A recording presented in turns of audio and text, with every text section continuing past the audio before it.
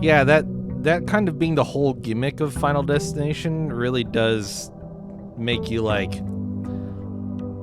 mean, I think there's a reason why the original series didn't do so hot, honestly. I mean, it was fine for what it was, but after the first few, it's like, yeah, they have to keep replacing actors for some crazy reason. Whoa, man. What could it possibly be? Oh my gosh. Okay, so anyway, now that we started a run and this is going to be recorded, let me explain. Okay, I'll wait for this this soundbite that gets me copyright claims. As odd as that might sound, I need to turn it down. Is the problem? I need to hold on 1 second. I think it's just too loud in the mix, and maybe just a little bit too long. And YouTube has been detecting it as copyrighted music, which it is. But it's like a 12-second clip. It's not even remotely enough to be copyright infringement. Whatever. Let's see. I just need to turn that one down because I think it's too loud. Where is it? There it is. Let's turn you down to like 40% and I think it's just the random version. Because it's not in... Yeah, it's not in the current list. It's only in the random list. So it only dings me there. Anyway. Okay.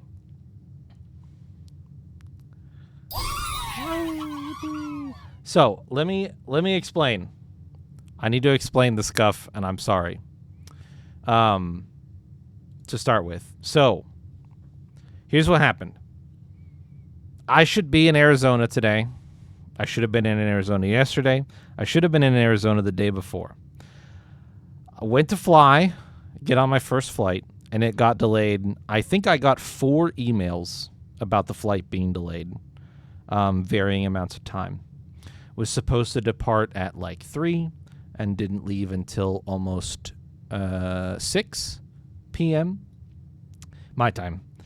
And that's a lot of delays. And obviously you might be thinking like, well, what if there's no way you're making a connection at that rate? Well, I had a pretty hefty layover to begin with. So the first couple delays, I was like, we could still make it.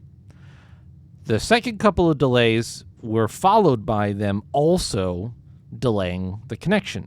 So when I got on the plane, it said we would land at about just before 9 p.m. and then the subsequent flight was going to take off at like 10:30 or 10:45, which is late for a flight, by the way, and I know that. I've taken enough flights to know that. But it technically looked possible. And one of the challenges sometimes when you are doing something for your job is you don't necessarily have like executive control, right? If it was only my choice and it was only my executive decision that mattered, I would have not flown because of the delays. Because I know that delays like that have a cascading effect. The reason as well for the delays is weather, which the airport can't control. It's not a malfunction of the equipment. It's not a crew member that isn't available. It was the weather. And they were having thunder and lightning storms in Houston that were making it so that they could not land or take off planes. Like they were, for safety reasons and probably legally, sending people out in a giant open field with a bunch of giant metal objects around is definitely not safe. So they do not let crews out onto the tarmac when there's a lot of lightning observed really close to the airfield, which makes sense. So that means that if the crews can't go out on the tarmac, then they can't get planes taken off and they can't land planes. And if they can't do those things until they can do them, it sort of creates a jam. Feels out of the way? Yeah, Des Moines to Houston to Tucson. The other option is Des Moines to Denver to Tucson, and for whatever reason, Maybe it was flight prices, maybe it was flight timing. I'm not really sure, but the hop from Houston was the one that we picked. So, because there's not a direct flight from Des Moines to Tucson, just isn't. Just don't make it that way. Not built that way. So, yeah, it's just because it's Tuesday. I mean, the airport is expanding now, which maybe will give us more opportunities to fly direct to places, but bigger places. Like, I don't think there's a direct flight to Phoenix even from Des Moines. So, like, it's possible that maybe we'll see a few more direct flight routes pop up. Fingers crossed. Anyway, point is, my connection, I took a gamble, and I knew the odds were stacked against me, but part of the reason I took the gamble was just because sometimes for work you got to try even if you don't think something's going to succeed. That's what I did. I don't necessarily regret it. I just it was frustrating to arrive because when we took off, my flight was only delayed. The connecting flight was only delayed. Yeah, and I get exactly to a certain degree, I have to kind of commit because that's my job, and it's not coming out of my pocket. It sucks that it's coming out of the boss's pocket, but that's kind of the commitment. That's the agreement that we have, right? There's a compromise there. So anyway, I got on the plane. My connecting flight was delayed. We landed. The connecting flight was completely canceled. Not even delayed anymore. Just gone. Not showing up on the boards. Not showing up in the app. Just gone. And so the remainder of my time between when we last talked and now was made up of me standing in line for 2 hours to talk to a gate agent because the goal was I was flying out with one coworker on Sunday. Another coworker was flying on Monday morning.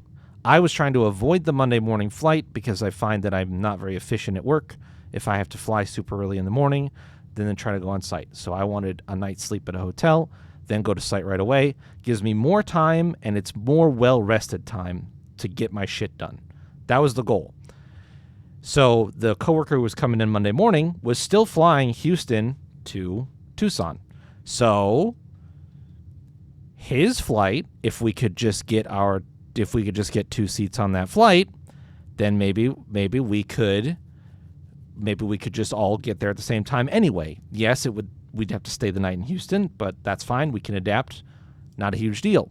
So I stood in line for 2 hours, talked to the gate agent. We had been put on standby for that flight, but we had gotten confirmed seats on a flight for Tuesday night, tonight, literally right now. We had confirmed seats to go to Tucson from Houston right now. If I had kept that, I would be flying now, and you would probably be right to think to yourself, well, that would mean you were like 2 days late getting to where you're supposed to go. Which is why I tried to get on the flight on Monday morning. And we succeeded. We went from standby to 2 confirmed seats. I left the gate agent be. We went to track down our bags. Fun fact about making connections and having cancellations and delays. Our bags were still considered in transit. They never got dumped out at baggage claim because Houston wasn't our final destination. Even with the cancellation and with the rebooking and the changing of the seats, we couldn't get our bags. Plus, everybody was trying to do the same thing. They were trying to get their bags. They were stranded in Houston. They wanted their bags for the night, wherever they were going to go. So the lines were just out the door, crazy wild, through 2 lines. There were 2 baggage help lines, and I would estimate they were probably each a couple hundred people long. And that's just at 11 p.m., about 11 p.m., by the time we waited in line after landing, we decided we didn't need our bags that bad. It's not that big a deal. Yeah, it sucks to go to bed and then wake up and get to put the same clothes on, but we already had hotels locked in. All we wanted to do at that point was, let's go get some sleep. We have to get up pretty early to get back for this new flight, and might as well make the best of the night that we have. So then you try to get an Uber or a Lyft out of that situation, because we weren't going to get a rental for a single day. We do normally get rentals when we travel, but not for a single day when we aren't even at our final destination. Plus, it probably would have been miserable to try to do. So you got to go with rideshare. And guess what everybody else is doing? Also trying to get ride shares. So the Uber app tells us it's going to be over a half an hour. The Lyft app says 5 minutes. So we get a Lyft. Pretty accurate. Didn't actually have to wait too much longer than that. Could have tried to get a regular taxi. Same exact problem. In fact, I did not see a taxi in the taxi area. I don't know that there were any. So after that, we got to the hotel. It is just after midnight. I saw there was a Taco Bell on the map as we drove by, and then then I looked at the map again, and there was a Subway and a Domino's. And I was like, okay, we need food. Let's go get some food. We run up to our rooms, drop bags off, come back downstairs. It's just a bit after midnight, probably like 2 or 3 minutes. Around the corner to take a look at the Subway and the Domino's that are in this little mini mall right next to the hotel that we ended up at. Both of them closed at midnight. Walked a couple blocks, probably just a 3 or 4 minute walk down to the Taco Bell. Their lobby closed at midnight. Their drive-thru was still open until 2 a.m., but do you really want to be that person who walks through a drive-thru at Taco Bell at 12 in the morning? I'm not saying I would never, but I am saying that just the next parking lot over, there was a gas station. So we said, fuck it. Let's just go buy some stuff at the gas station. It won't be great, but neither would Taco Bell. Neither one of them is good, like the good scenario here. So, the gas station food was fine. It was serviceable. And honestly, the hotel had like a little snack shop too. It's just that either one of them is like, I think I actually spent almost $30 at the gas station just getting like some water and a Gatorade, because I just knew that the travel was going to be exhausting, and getting some electrolytes. It wasn't even it was a Powerade, sugar-free Powerade. For some quick replenishment and some water for the same reason. And then I got 2 Jimmy Dean's breakfast sandwiches that were cold. We did not have microwaves in our room, but there was a microwave in the hotel that we could use, so we did. And I got some grapes that I think I found some mold on, so I did not eat all of those. And I got some fucking other stuff. I don't even remember what it was. It doesn't matter. That was a bummer. And then pretty much fell asleep finally after like trying to eat and wind down and chill, and tried to set my clothes out as best I could. It's been raining, by the way, too, so like clothes are a little wet. They need to dry a little bit, so you got to set them up somewhere so they can dry out, because those are the only clothes we have. So all of that, I fell asleep at about maybe 2 in the morning and got woken up at a text at 5:30 from the guy who hadn't flown yet, was coming down. We were going to hop on his flight. That said the flight that morning was canceled. The flight out of Houston to Tucson was canceled again. And at that point, I texted him back and said, do not get on that plane from Des Moines. Do not do that. I do not know how we're going to get to Tucson anymore. I don't know. So do not do that. I don't think we're going to. This is getting to be ridiculous. I don't know what to do anymore.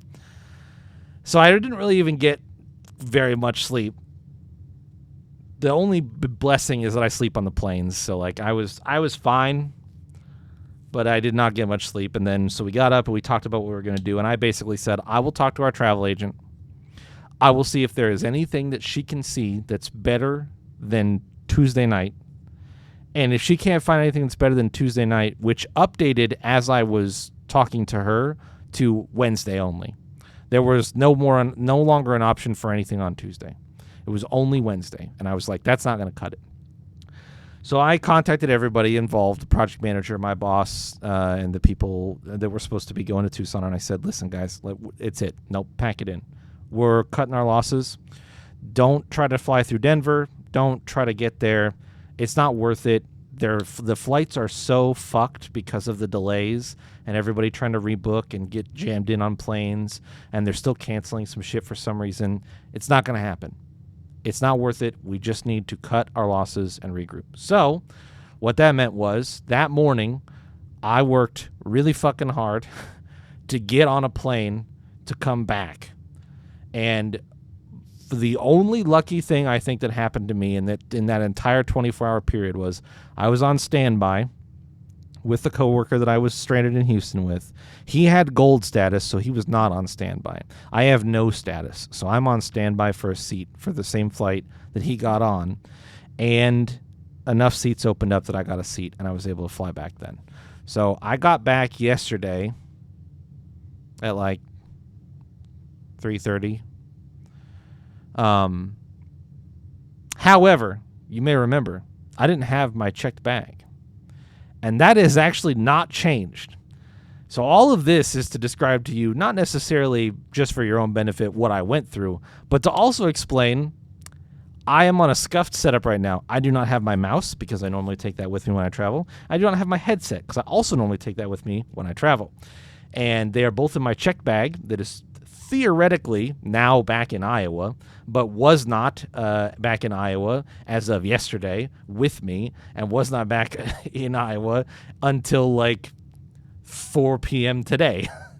So theoretically, they're going to deliver that to me tomorrow. I am missing all of my clothes and those two things that I really want. So my scuffed setup right now is I have an old mouse that has phantom movement in it that I am hoping will not cause issues with the game today. And I do not have my headphones, my normal headset, so I'm using a different headset that hurts my ears. And on top of that, I did some updates on my computer because they needed them. Before I left, this is the first time I've tried to stream, and my camera won't work. I don't know why. The reason I even started the stream so late tonight, just trying to get the camera to work. Couldn't fucking get it to work. Don't know what's wrong. Really confused. It should be working, but it's not. So you can't see me. I got a weird mouse, and the headphones on my ears suck. And we're going to play some Blueprints. Okay? Everybody good? Now that I've explained what's going on. Now, what that means is we're going to do streams the rest of this week through Saturday again, because I'm here, and we are rebooking to go back next week. So I will miss. You can't see the soul leave his body in real time. That is true. Right now, you cannot. I am smiling and laughing through the pain. We're gonna have streams. I especially if I get my headset and I get my mouse back, obviously tomorrow will be even better for me. I'm gonna try and fix my camera for tomorrow night as well. No promises at this point because I have no genuine idea what's going wrong. But I didn't go to many extremes with my troubleshooting. I tried some really basic stuff and basically hit a wall where I'm like, if I don't start soon, it's going to be so late that people are never going to expect to see the go live, even though you shouldn't have expected it anyway, because I did not give anybody any warning, and I'm sorry. It's just been kind of crazy. Anyway. I wasn't even sure if I was definitely going to stream tonight, and then I just kind of hit that point where it's like, I want to, I need to, if I'm going to go back next week, I don't want to miss a night where I have an opportunity to say hi and explain what's going on and get everybody up to date. So, surprise. Thank you all for being here, even though I said I was not going to stream this week. I appreciate it. And, You know, it's funny. I would. It was stressful. It was stressful, and I'm frustrated that I don't have my check bag because I put a lot of effort into trying to get my check bag, and make sure that I had it back with me. Because I mean, it has a lot of the clothes that I like wear for work and wear at home because that's what you do when you go somewhere. Is you take the clothes that you wear and you put them in the bag, and then you wear them at the other place instead of the home place. So, like, I actually mostly want the clothes. Like, I'm kind of fine without the mouse and theoretically. Let's rewind to about 26 hours ago where I mentioned you should notify people you were back limes LUL. Yeah, and then I, like, crashed after I just hit a point last night where I was like a zombie and I was trying to get a couple things done, and my brain has been very scattered and trying to think about what things I need to stay on top of. And I slept really late into the day today and tried to get some work done, and it just is sort of, yeah. Anyway, yes, I know. I apologize that I did not put out something earlier so that people would know. It's just kind of been, I legitimately thought about just doing nothing tonight and getting back into the swing of things tomorrow and posting about it tonight so that everybody would be ready for tomorrow. But anyway, here we are. Sometimes life comes at you fast and you think about things and you tell yourself you should do a thing and you know you should do a thing and you just don't do it. And if you think that you're not with me in the mud with the pigs wrestling in that scenario, you're wrong and you're lying to yourself. So that's what I had to say about that. I'm not perfect, and nobody is. So I'm just gonna do like a couple runs of this, and I'm to be honest with you, I just don't want it to get stale in my mind. I'm already looking at this and being like, what's an objective that I should work on? What's a thing I should do? I have some like basic things in the back of my mind. There's two things we can shoot for. Two things. So the update's over. Game time now. Okay, update's over. We can chat about it more if you guys have questions or are curious about other details. But I gave you pretty much most of everything that kind of didn't go my way. Weather delay into canceled flight into no check bag, same clothes, sleep in one night and put on the next day that were wet from the rain, plus moldy grapes, plus the hotel's breakfast. They said they had breakfast. No, they didn't. They had bread and fucking juice and muffins, which is still bread. They had bread. Oh, and fruit. Like you could get like a whole ass apple or a whole ass orange. No bananas, weirdly. Fucking crazy. Anyway, so it was like there's a lot of misfortune, I feel like, that occurred in a short period of time. But I'm gonna take there was a couple of blessings. One of them getting on getting the standby seat was huge. And also even just having a place to sleep that night, even if it's only for a few hours, made a huge difference. So those types of things were very much beacons in the literal storm. And yeah.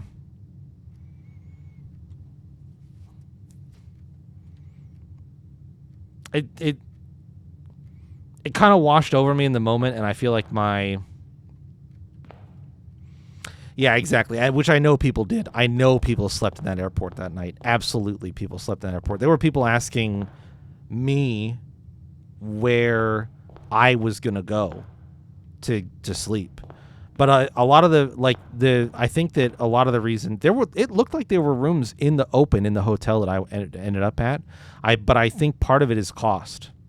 I don't know what they were. I don't know what some of those hotels were charging to fill up rooms that late at night and throughout the day. But I guarantee that cost is a lot of the reason why people are like, "Where are you going? Did you find a place?" Et cetera, et cetera. They're looking for something that can fit in the budget of, "Oops, now I have to stay here tonight," and that wasn't a part of the plan. which fortunately for me isn't a concern because my company will pay for it. And even if they didn't, I personally could afford it. But like, for sure, some people slept in the airport because they couldn't find anything they could afford alongside the cost of the trip they were already taking. So that's, like I said, the bed for even a few hours was better than the alternative for sure. So 2 things that I want to try to do. We want master bedroom to check it for a king, and we want flame. We want the burn. We want the burninator and the chapel or the tomb, or both, preferably both. So let's go. That's what we're gonna try to do. Ooh, this is a great. Actually, this is a really good start. I hate putting a dead end room right there. What do you got? Metal detector is a good. Running shoe. Okay, shovel, keys, gem. Okay, that's good. Give me a workshop. And I'll take hallway. What do we got? Sledgehammer or that looks like the lever. That looks like the broken lever. Fuck. Okay. Let's go see what's outside.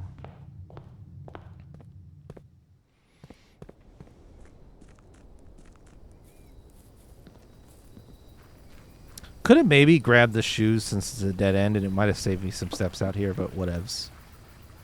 Not a big deal. To me. Fuck.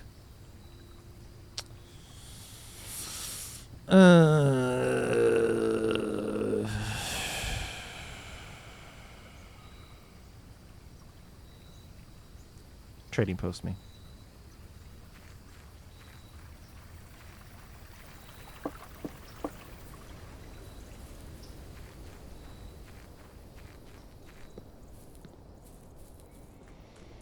So let's try to get the master bedroom this time then. We'll focus on that. Oh, wait, I do have sledgehammer.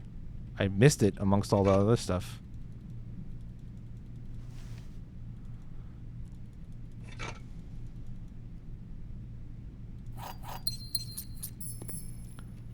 Bing, bing. I would fully expect me to misclick something at some point today because of the mouse. I'm hoping it's not a room selection. I'm going to try to be really careful with it, but there's a reason I replaced this mouse. Let's just put it that way.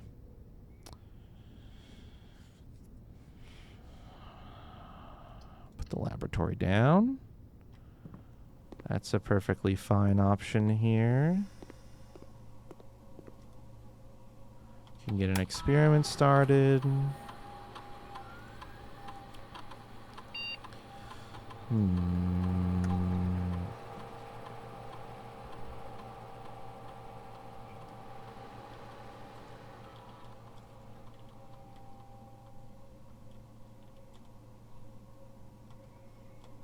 I must not get any more fun experiments. The ones that like allowed you to send letters to the mailroom I thought were cool, but I haven't seen that one show up in like a long time.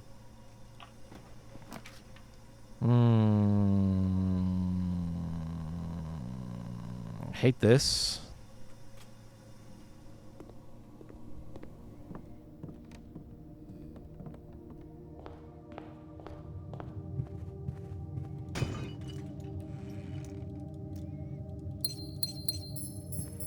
Experiment successful. Yippee.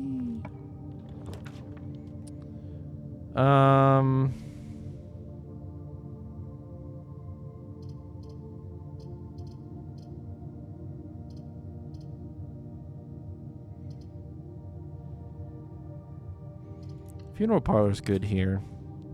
Blocks off the one exit from the dark room so we don't care about drafting from it.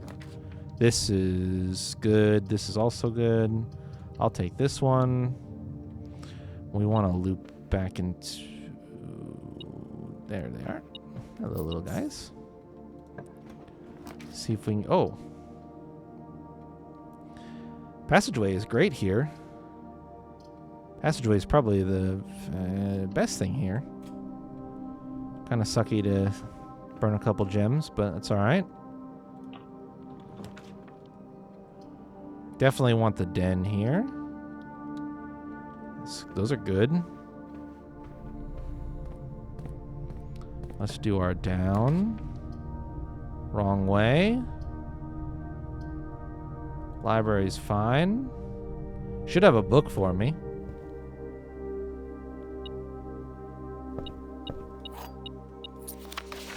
Yes, The Curse of Blackbridge, which is not a book that we have read any version of up until this point in time. Forward, the legend of Blackbridge is one that's well known to the people of the Grand Realm, for versions of this tale have been passed down from generation to generation. With each new telling, the story has changed, becoming over the years more colorful, more verbose, and, as one might expect, increasingly horrifying. However, with so many renditions and unique personal touches, the task of confining and binding this tale to text seemed an ambitious and impossible challenge. Over the course of my research, I have heard dozens of variations of the legend, and while the details would often change, I was surprised how much of the story's heart remained the same. Yet the more I listened, the clearer it became that there could never be a definitive version of this tale capable of capturing all the wonder and myth of Blackbridge. In the end, I chose to write down what felt most authentic, the story my grandmother told me as a boy long ago. Part 1, The Berry Picker from Oris. Many years ago, before peace had become a familiar word, there lived a group of rogues so wayward that the locals deemed it appropriate to call their number the Unholy Hounds. They were feral outlaws composed of society's worst in a time when society was at its worst, and for each crime that fearful travelers credited to the group, a dozen more lay unclaimed, each worse than the last. For the gentry, however, who often value their coffers more than their companions, no crime could measure more wicked than the group's primary enterprise, high-road robbery. One such member of this so-called band of rogues was a boy of 13 years, Jesper, who had not been lucky in life, having lost 2 brothers to war and parents to famine. In the years of hunger that followed, Jesper lived in a gutter behind a churchyard, relying on the nourishment of scurrying bugs and weeds harvested from the cracks of the alleyway to sustain his pitiful existence. It is not surprising that a child aiming to escape such hardships would take an easy road out, an easy and well-traveled road, paved with temptations, leading out of the city and into the gentry lands where loose purse strings entwine with the strands of salvation and glisten equally with the hope of opportunity. It was this road that eventually led Jasper to the end of his youth, a hidden cave at the bottom of Blackbridge Canyon. It was here that he met his surrogate family and saviors, that notorious gang of godless outlaws known as the Unholy Hounds. Despite the hardened circumstances that had led him to this vocation of banditry, Jesper was surprisingly tender-hearted and was often teased by the group for being too kind for such an ignoble life. For this reason, Jesper was assigned the innocent role of berry picker. It was not just innocence that set berry picking apart from the gang's more wicked undertakings, for it was the only duty performed without the safety of night's concealment. Jesper, no stranger to solitude, did not protest that he alone worked while the others slept soundly, tucked away in the cave at the bottom of Blackbridge Canyon. On one such occasion, Jesper decided to get an early start. He left the cave, berry basket in hand, and set out into the woods before the morning sun had even brushed against the tallest treetops. It was colder in the mornings, but the headway dawn afforded meant Jesper could reach the furthermost berry patches without worry of being chastised for tarrying upon his return. It took over 3 hours on foot to reach his destination, and along the way Jesper had passed by many a familiar bush, all priorly pillaged and so bereft of berries that one would have to dedicate several moments in earnest examination before finding a single one. Jesper was patient, but even his patience has limits. Even patience has its limits. He was confident that even accounting for the time lost to this long stretch of travel, his efforts would be well worth the pains. Surveying the patches in this new grove surprised even Jesper. The red dots suspended among the leaves seemed as numerous as stars in the skies. Upon seeing such a bounteous sight, he clutched his berry basket tightly and nearly toppled over out of joy. Once he had regained his senses, Jesper quickly made a decision. He would not reveal the location of this newfound treasure. Instead, he would earn the respect of his confederates who, upon seeing his yield, might attribute the success to hard work. Smiling at his plan, Jesper set off to fill his basket and was making steady strides in this task when the sound of thundering hooves interrupted him. A carriage is approaching. The thought of it made Jesper freeze. Had he been so enchanted by his discovery that he had neglected to observe his surroundings? How could a roadway be so close? He ducked down and crept toward the impending sound, hiding behind one of the larger bushes nearby. It was only a moment more before the sound's source revealed itself. Within 50 paces of where Jesper hid, an elegant carriage with gold trim came soaring around a corner of trees, led by 2 beautiful white horses and conveyed by a stern-looking driver seated atop the vehicle, flaunting the most sophisticated regalia Jesper had ever seen.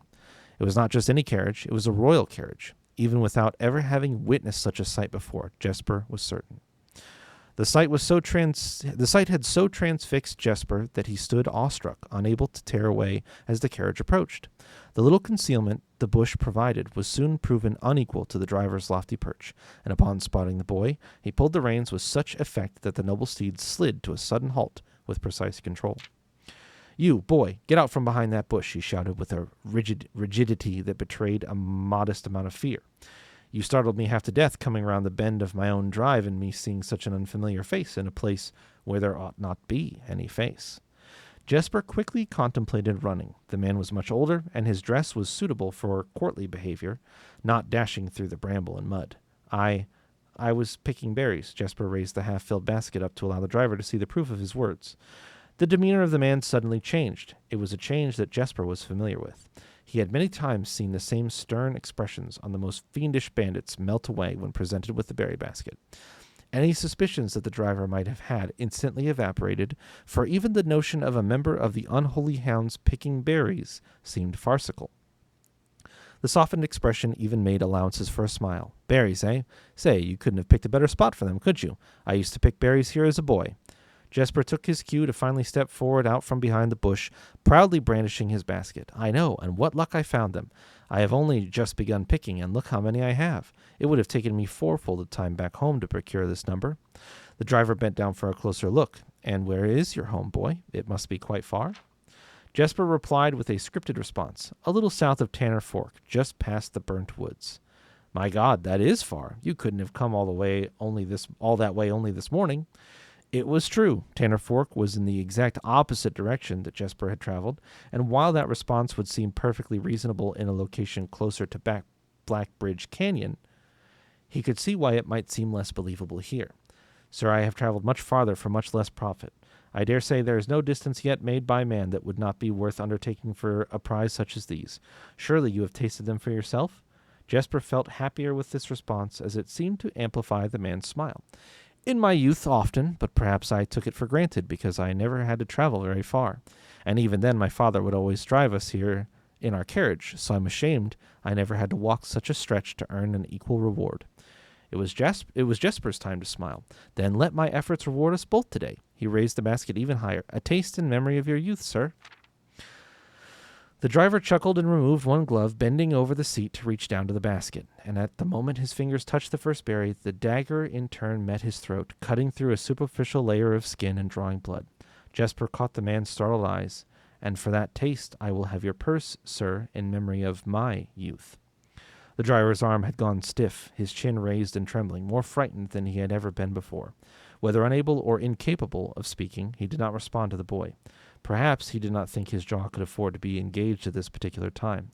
Jesper let the basket drop, freeing his other hand to probe the man's pockets. "Do not mistake me, sir. I will not kill you if you give me no cause, though I will admit the thought of taking your carriage and leaving you the indignity of walking appeals to me." Unable to find a purse in the man's coat, Jesper pivoted to search the seat under him. "Why have you no purse upon your person?" The driver slowly raised his hand cautiously, pointing toward the carriage door behind him. Jesper lowered the knife's edge a small degree to allow the man to speak, which he did in turn softly. "There's a lockbox in the carriage." "Well, come down then and grant me the courtesy of sparing your life and binding your hands, a concession I assure you of my tender heart, for it would be much easier to slit your throat." The man started to comply, slowly lowering himself from the driver's seat of the carriage. Once down, Jesper guided him away from the carriage to a nearby tree, where he instructed him to get on his knees and put his hands behind his back. Excusing his inexperience, the man indulged Jesper while he figured out how to adequately bind him. The smile and kindness Jesper had seen on this man's face, now nothing more than a distant memory. In their place, cold, dark eyes displaying no emotion. "I wonder, should I grant you the same clemency you are showing me?" Jesper stopped, surprised by the question, but ignored it, secured the final bindings, and then hastily returned to the carriage. With one hand on the door's handle, he turned back to the man. If there is no lockbox, there will be no clemency. Inside, the carriage was surprisingly dusty and unswept, a stark contrast to the elegant and polished golden facade of the exterior. It had apparently been many years since a passenger had enjoyed passage in this vehicle. This all but confirmed what Jesper had suspected. The driver of this carriage was not a liveried servant in the employ of some greater master. Any curiosity that this observation might have further produced was quickly abandoned upon seeing what rested under the carriage's back seat, a large wooden lockbox. Despite its hefty appearance, the box was surprisingly easy to handle. Within a few minutes, Jesper had dislodged it from its hold and carried it out into the sunlight. Inspecting the box carefully, 2 observations were made. Totemic symbols found carved on all 4 sides of the box hinted that the box was very old and likely not created by Arindian hands. It reminded him of artifacts from the old world and was presumably crafted in one of the ancient realms. Secondly, the box was secured by a rusted yet robust padlock and would not open easily without a key. Jesper looked over to see the driver quietly observing from his indentured position. "Do you perhaps have a key you can provide me to open this box?" Without emotion, the driver replied, "There is no key to that box." Jesper stood up. Easy enough, then. He headed over to a nearby rock of sizable dimensions and lifted the stone up, carrying it back to the box. If there was ever a time when that lock had been resistant to brute force, it wasn't recent. With one hit, the stone had completely shattered the rusted lock. He bent back down and opened the lid. Inside was an effigy, a crude figure chiseled from stone. Without too much deliberation, Jesper bent down and picked it up, somewhat surprised how heavy it seemed given how light the box had felt. Having expected to find something more akin to gold or gems, he looked questioningly to the man, hoping to find an explanation. The driver's smile had once again returned. "You are cursed, boy, for deadly is the stone. You have opened that which should never have been opened, and you are cursed." Jesper carried the effigy over to the man and shoved it in front of his face. "What is it?" "That's one." Feeling his disappointment rising to anger now, Jesper tightened his grip on the effigy. "One what, you mumbling agenter? And in God's name, why have you no purse upon your person?" The man did not seem intimidated. "1 pace." He paused for effect. 12 more, and you will be dead." He only had a second to flinch before the effigy struck him in the head and put an end to his cryptic ramblings. If there was ever a time when the old man had been resistant to brute force, it wasn't recent. Jesper looked down at the sculpted stone figure, now splattered red. Was it cursed? Was he cursed? He had, of course, heard stories of curses and had never doubted their validity in the past, but now that he was standing face to face with the possibility of being cursed, his mind pleaded with him to be skeptical. And if he was cursed, what difference would the knowledge make? A dozen more paces would not be enough to find another living soul, to say nothing of the chances of procuring a remedy. If he did not move from where he now stood, he could live maybe another 3 or 4 days, maybe more given the abundance of nearby berries, a plan that, if we ignore its obvious faults, might provide additional opportunities for help to come along. But what good would that do? To be discovered here, beside a body, stolen goods in hand, bloated from berries, and raving about a curse that could very well not be real. No, it would most certainly be better to face one's fate now, take a dozen paces, and see if life goes on. But Jesper found his legs unable to make that first step. His mind was unable to convince his limb to waste away 1/12 of his life in a single motion. Feeling the desperation sink in, he hopelessly looked about him for a solution. And if, by some stroke of luck, the gods had heard his plea, a miracle materialized before him, as if he had found himself suddenly at the end of a fairy tale. 2 white horses and a carriage of golden trim were beside him, the answer to his immediate prayers. He laughed at his fortune and calculated the short number of paces back to the road. 4. Perhaps only 3 if he jumped. He made a quick survey to see if there was anything he wished to grab before taking the plunge. He thought about removing the driver's fancy coat, as that appeared to be of some value, but the additional risk of undertaking such a task too great to chance. And so, after a profound breath, he took his 2nd, 3rd, and 4th steps, though they were quite large. Seated now behind the horses, he reached for the reins and suddenly realized that he was still gripping the effigy. If the curse was real, then it would most certainly be better left here. If, on the other hand, the story was fictitious, there might be some appraisal that could be made of the figure. It was, after all, found within a lockbox, whose typical function oft secures objects of value. Having witnessed firsthand the horrors of destitution, Jesper found his mind equally reluctant to allow his hand to let go. If it is cursed, I die. If not today, then tomorrow. And if I die, what care have I? And with that statement said aloud to the horses, seemingly, Jesper took up the reins with confidence. Part 2. Below the Black Bridge. Miller awoke to some light nudging from a familiar foot. Only one person would have the cheek to awaken her in such ill-mannered fashion. Shaking the sleep from her eyes, she glared up at him in the darkness, but did not say a word. He nudged her again, teasingly, then stepped back into the dim. After taking a moment for her eyes to adjust to the darkness of the cave, Miller remembered. She was on third watch today. Quietly collecting her things and wits, Miller turned as she left, waving to her young friend, who was more than likely already asleep. She crept through the cavern's main passage, careful to not wake the sleeping bandits around her. Like a hero in a book, she often mused. Quietly, she grabbed a bow from the haphazardly formed pile of weapons, shaking the accompanying quiver in the darkness to assess how many arrows it held. She then walked toward the sun-drenched mouth of the cavern, ready to start her shift. Above her, in one of the few trees found in the canyon, Miller could see that Ravia was already posted. She waved, and Ravia waved back. Calling out to each other was strictly forbidden. Anything louder than a gesture in the canyon was forbidden. When Miller reached the tree, Ravia lowered a braided rope and pointed to the ground behind her. Miller turned, following the finger, and saw a pail of water resting beside a nearby log. She turned back to Ravia, nodded, and secured the pail to the rope. The pail went up first, and in turn, Miller followed. Ravia reached across to grab the water. Miller leaned back to give her space. There was not much room for maneuvering in this tree post, a necessary concession for the concealment the outpost demanded. Ravia tilted the pail up to her mouth dramatically, illustrating how thirsty she had been. Miller laughed silently as water poured out, splashing onto Ravia's face. It was a bit too daring and noisy if a joke hadn't had the others been around. They would have certainly been scolded for the unwarranted sound. But Miller appreciated the efforts Ravia took to verbalize the silence of the morning. They had been on third watch together for over a month, and during that speechless time, their friendship had grown into something special. Affection was unsurprisingly scarce among the unholy hounds.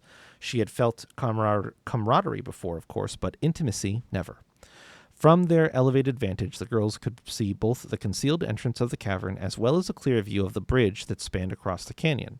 Black Bridge was the link between the Gentry lands and the northern mountains, the overpass that connected Orris and Reddington. To the city-faring travelers of the realm, the bridge was an unavoidable crossing. In the day, the task was to ensure that travelers passed by without stopping. At night, the task was to ensure that they do. Like most of her band, Miller preferred the night. The biting glare of the sun might be tolerable to farmhands and bricklayers, but to a cavern-housed bandit, it was a source of constant annoyance. In the day, there was no shroud to conceal her expressions, nor to hide her thoughts. She felt exposed. Before I continue, I think knowing that Black Bridge is between Orris and Reddington is very helpful, because we did not know the location of this place, so that is worth noting down. Black Bridge is between Orris and Reddington. We're going to need that to put a pin for one of the locations that our Grunkle visited, which may end up being the only reason why this book is in the game, but I am enjoying reading the story, and I will be continuing. Just writing this note down. Un momento, please. Pretty please. Please hold 1 second.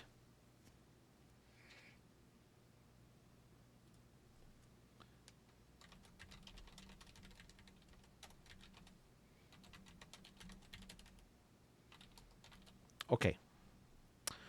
Note written.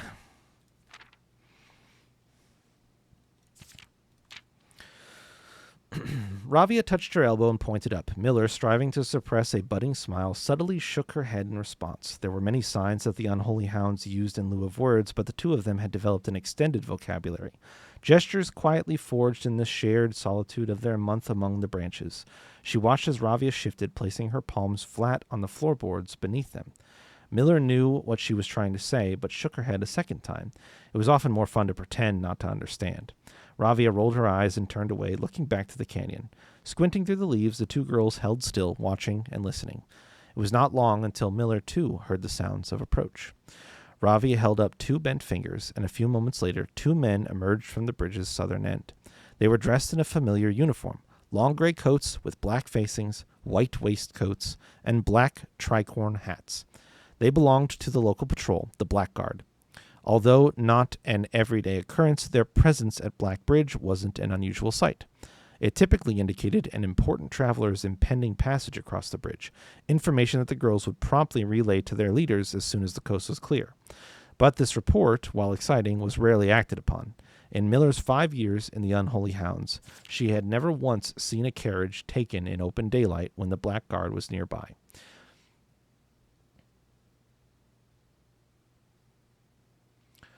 The men had nearly reached the bridge's north end when Miller heard the horses, faintly at first, but growing louder with each passing moment. Ravia's eyes met Miller's, the same concern mirrored in each other's expression. This did not sound like the typical carriage cautiously approaching the bridge to cross. Instead of the familiar crunch of the high road's gravel, they heard the harsh clattering of hoofbeats against stone. Both girls quickly redirected their attention downwards, looking through the foliage. The sounds were not coming from the high road, but from the canyon itself. The horses were coming from below the bridge. In an instant, Miller had knocked an arrow and drawn her bow. Go! Ravia was gone before the whisper had even left Miller's mouth. The young scout was already sliding down the bank below, racing toward the cave. There was no road that ran below the canyon. There was no reason for numerous horses to be approaching their cave. There was only one reasonable conclusion, and both girls had reached it instantly. The base had been compromised. This was a Blackguard attack. The moment the horses came into view, Miller let loose her first arrow. She was surprised to see a carriage. She had expected cavalry. Before she even finished processing that thought, her second arrow was in the air. Without a trail, it would be unthinkable for a carriage to traverse such rough terrain, yet she watched as the wheels jolted over the rocky riverbed. A third arrow was now in flight, and there would be no need for a fourth. The driver slumped over just moments before the vehicle dipped into a small ditch, slamming into an embankment. The force of this sudden halt immediately shattered the front two wheels and catapulted the driver from his seat. Utterly confused now, Miller quickly glanced over her shoulder to see if any horses were also approaching from the rear. Down in the canyon, the entire horde of the Unholy Hounds came spilling forth from the earth, as if hell itself had suddenly sprung open. The group seemed even more bewildered than Miller, half asleep and tripping over one another in a desperate attempt to engage an unseen enemy in combat. Miller could see Ravia among their number, the only one looking up at her. Her expression was chilling. There would be no need for a silent gesture to convey what they both now realized. They had made a mistake. The gang's chieftain, Joffrey Heartslasher, led the others, cautiously approaching the crashed carriage like a suspicious fox would near a baited trap. There were no words exchanged as the group crept forward in customary silence. A dozen or so paces in front of their wreckage lay the far-flung driver, an arrow protruding from his broken body, and beside him, a blood-stained effigy carved from stone. Miller was inconsolable. Jesper had always been her favorite. He had always shadowed her in the night, clinging to the hems of her every move, the way a child tails behind an older sibling.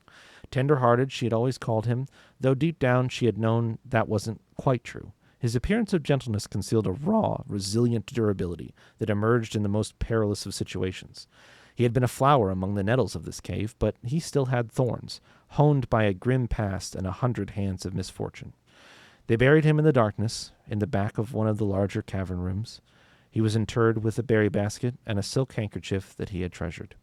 The mysterious effigy that they had found beside him served as a distinguished gravestone, a marker that stood out as somewhat special among the rows of similar swords marking neighboring plots.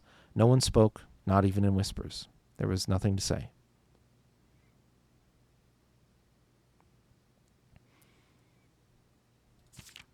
Miller awoke the next day to a thunderous shaking and rattling of the earth, a far cry from the playful nudging of the previous day. She strained to adjust her eyes, but the choking sting of stirred-up dust caused her to flinch. Panic was also in the air. The sounds of scurried footsteps and clattering feet filled the space around her. But even in alarm, the silence was louder. What was it that sounded so strange?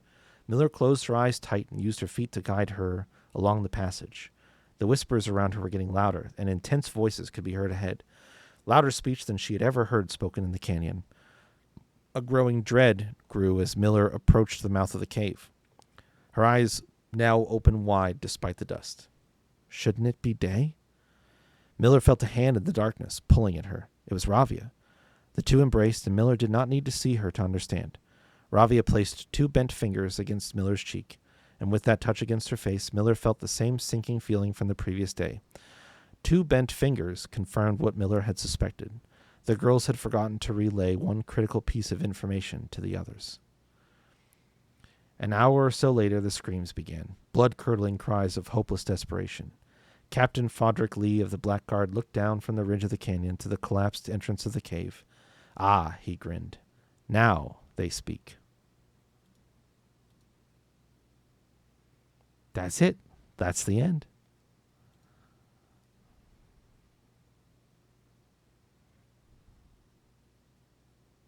No more pages.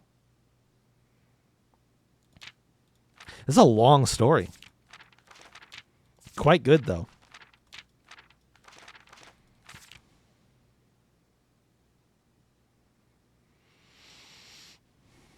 Thought maybe the iconography on the book might be of note, or not the book, of the chest might be interesting, but doesn't seem like it.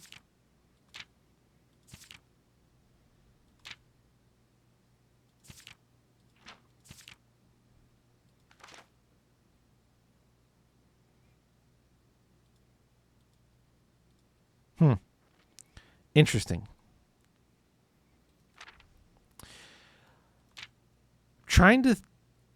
I'm kind of wondering.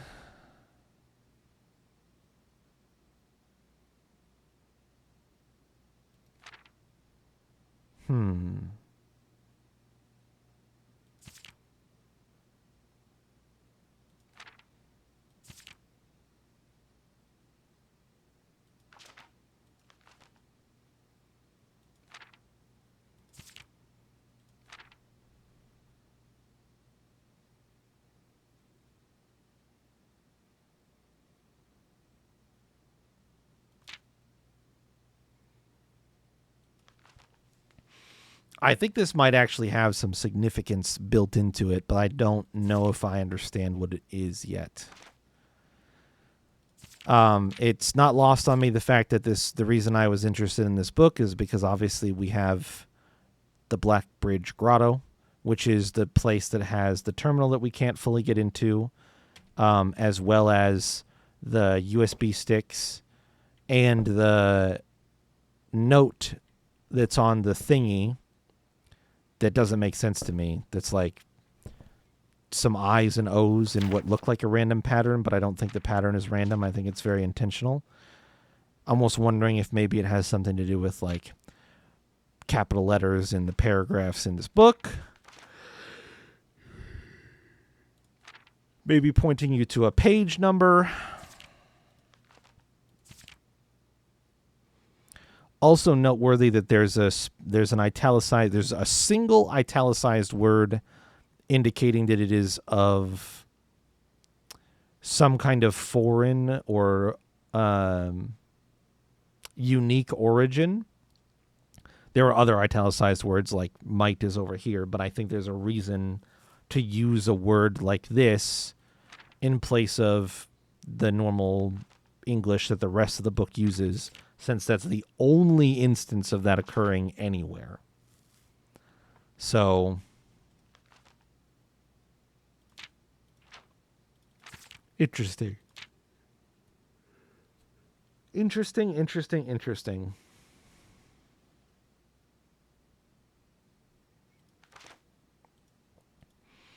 Do we get a good look at what...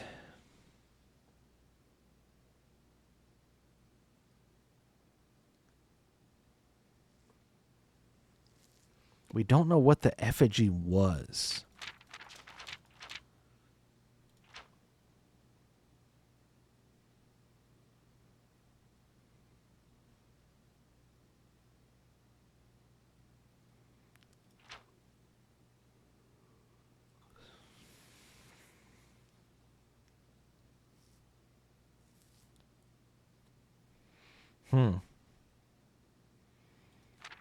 Okay, well. Some things worth noting, but not enough to use for much for now.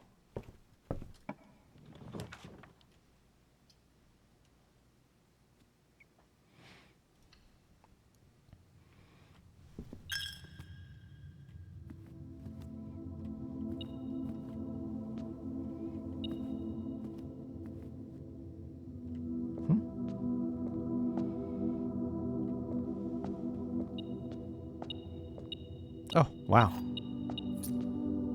Quite hard to see there. Dead end. Oh, double my keys. Yes, please.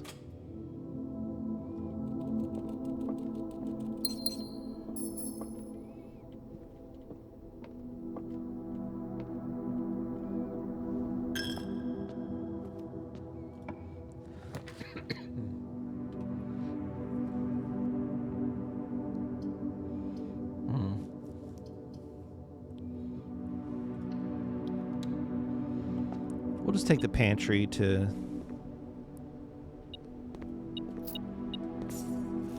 move through here.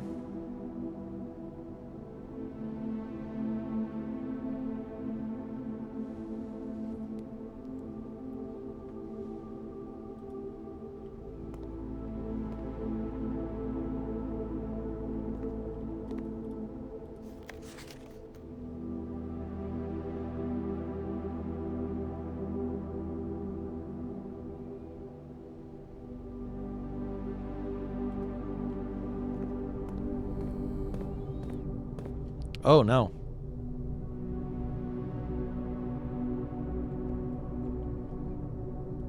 Shit.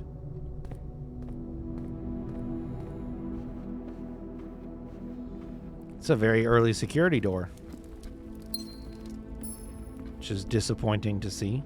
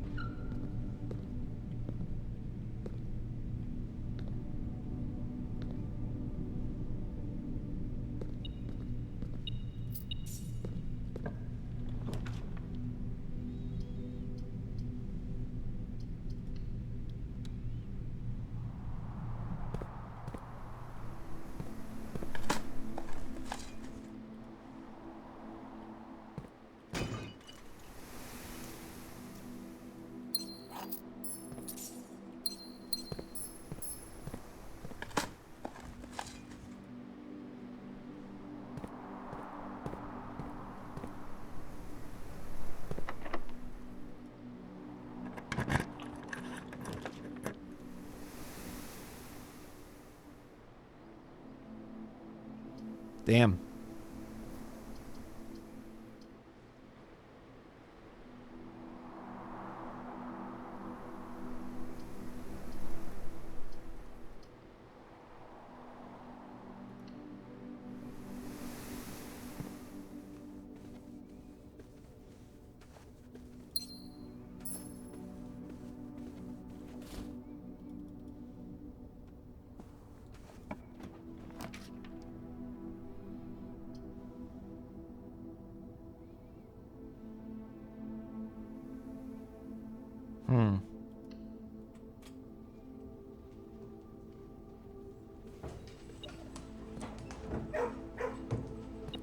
Hello, doggies.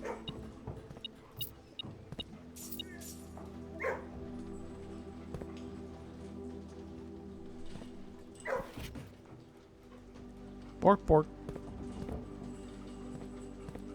Hello.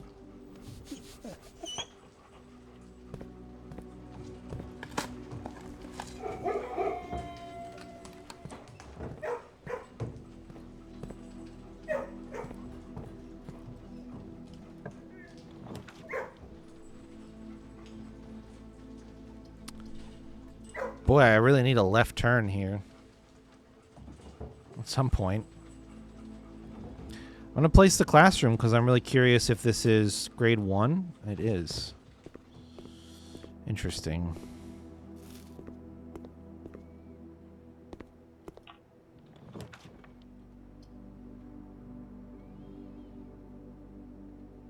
The pool here helps.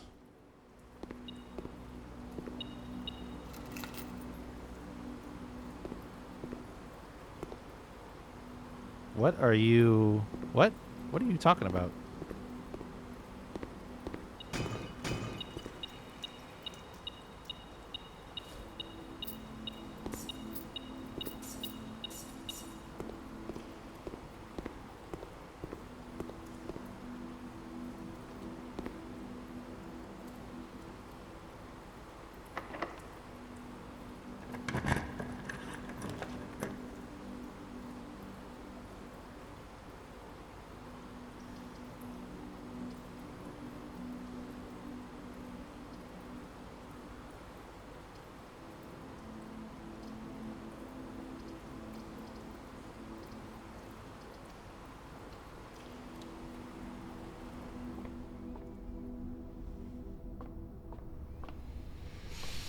We're at 39.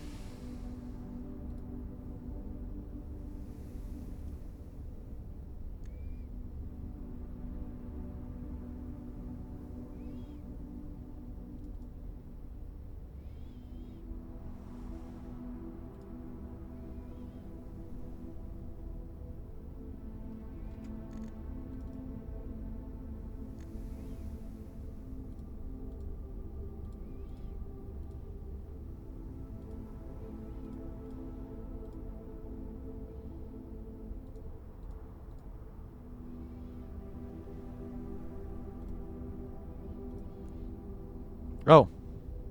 I don't know. The list doesn't tell me. 7 different constellations observed in a single night tomorrow, though.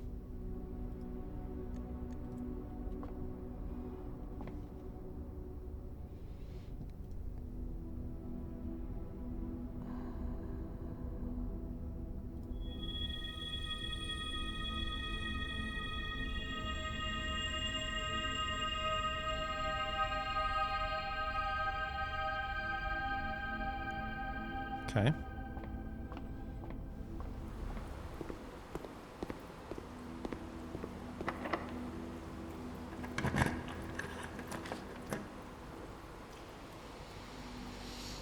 You know, as dumb as it might sound, I think I take the utility closet here.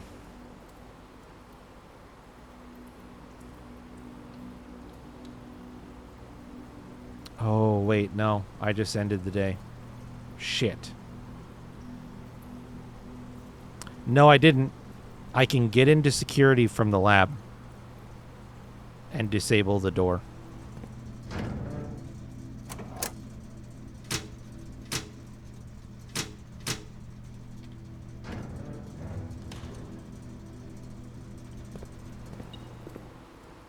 What? Oh.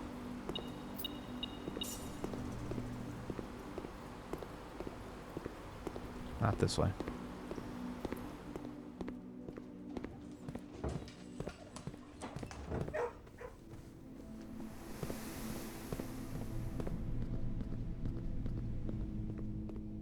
Oh. Okay, I don't need to. Wait. Now I need to turn it back on.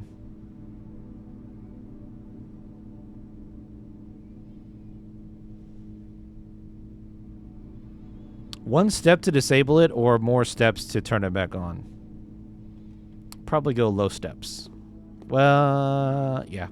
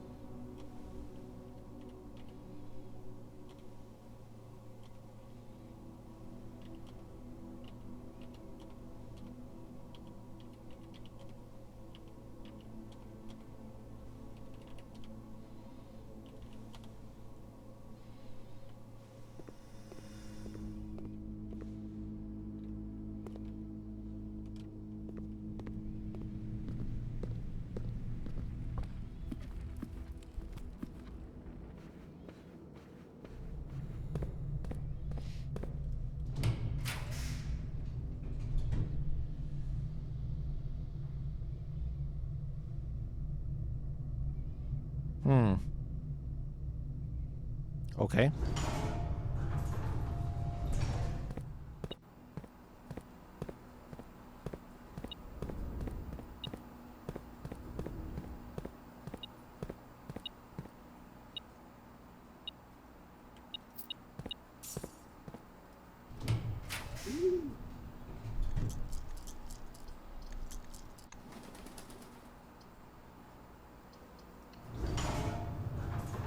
Rotated kitchen works nicely for me here.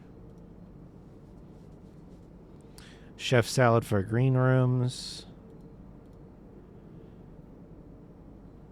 Trophy room.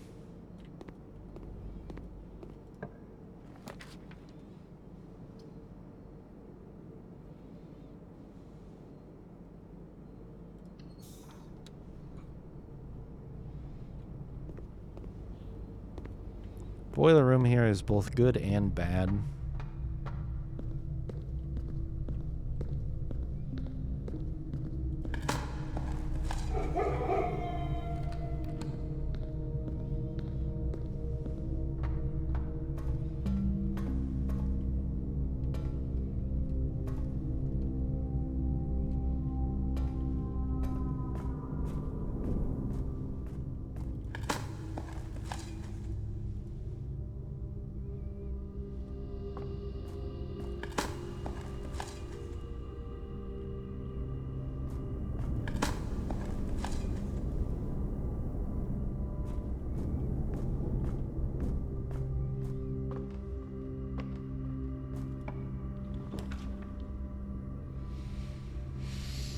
I really want something that goes left for me here.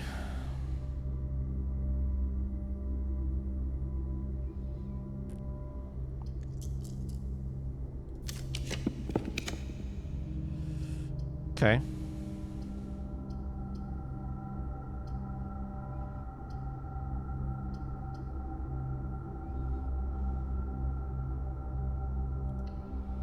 That's fine.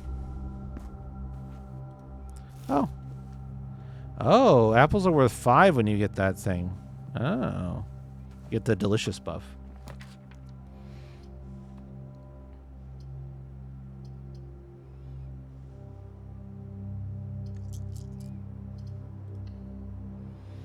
Don't like seeing the secret passage there. I was going to use that to get to the master bedroom. Fucking really? Keys, gems, bananas? Alright. Damn.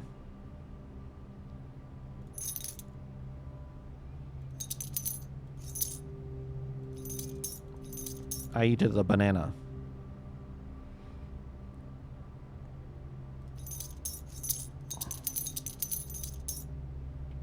I'll come back for the keys if I need them.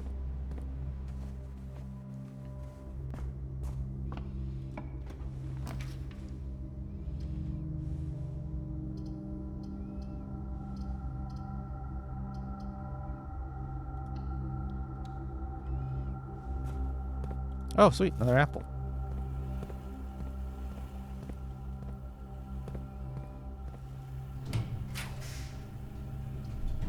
Gave me the garage again, huh? A shortcut out to the trading room would be good. Or the trading post. Probably better than the office. Without a conference room. And I have the keys. Oh, hello, secret garden.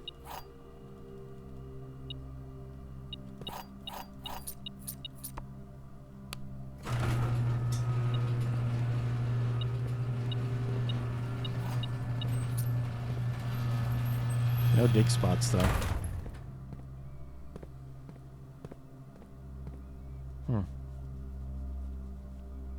Okay.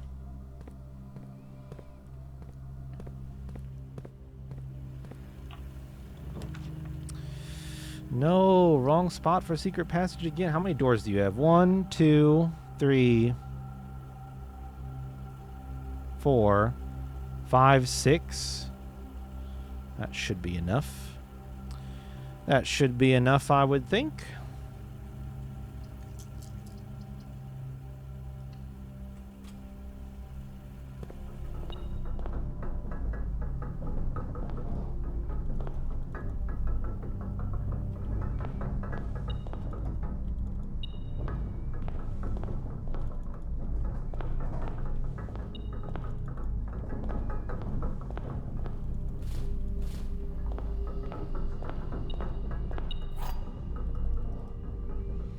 get some cool stuff.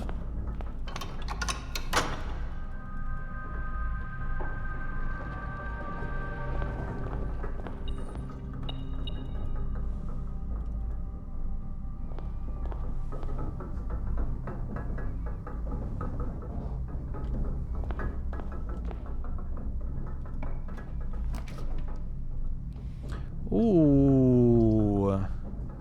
Forgot about the vault key. Definitely gonna go cloister here, I think. It's a lot of gems, but it gives me good options.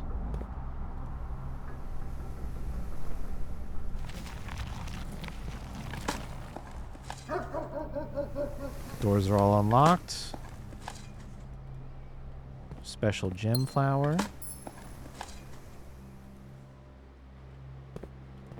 Couple of them.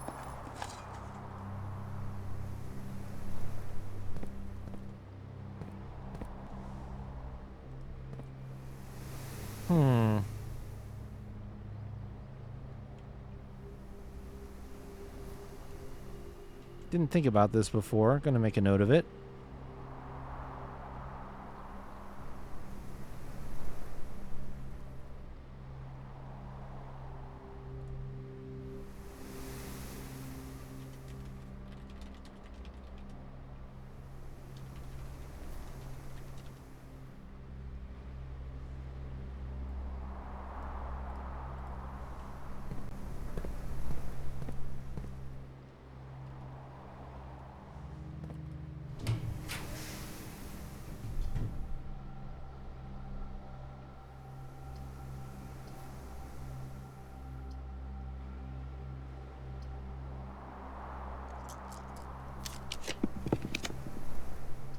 Definitely want this.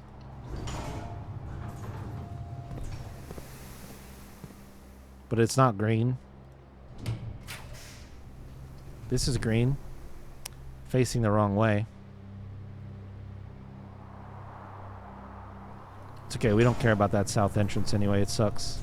I feel a little luckier.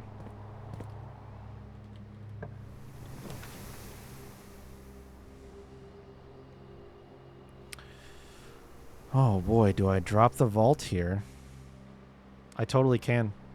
I will. Gotta try to get that, the coat check to show up again then. 9 spots. Oh boy.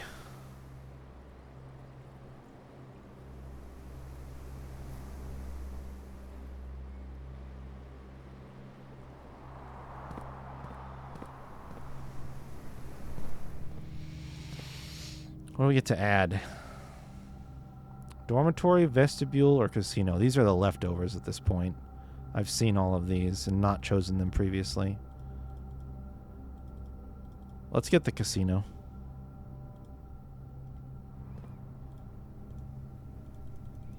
Oh, I need the magnifying glass still. I don't have it.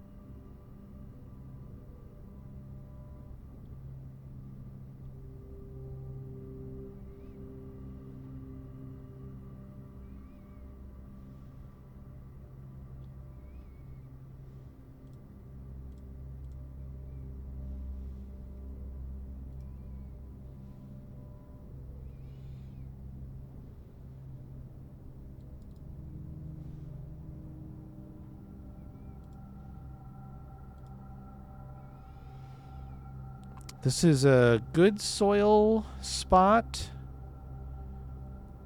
If the key goes to the secret garden.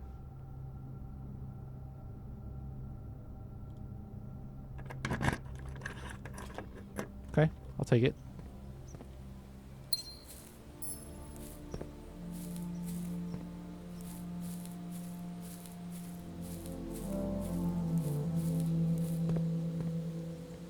Not much in the way of dig spots, though. I see just 2. 1. Just this one right here. I was thinking about getting the powered digger out, but I think I'll just dig it up. Say fuck it.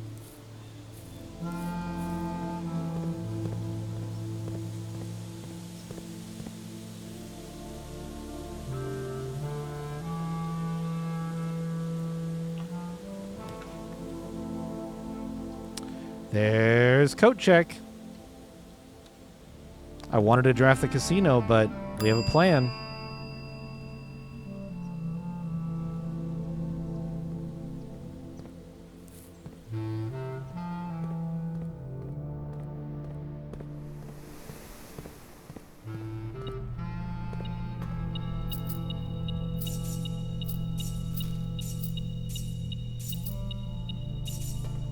It'll probably show back up. Don't panic. It'll probably thwart my other ideas. 370.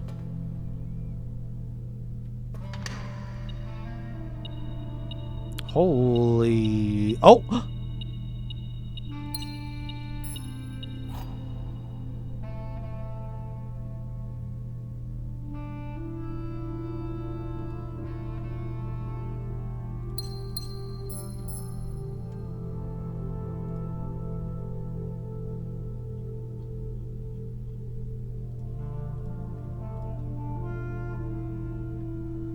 All right.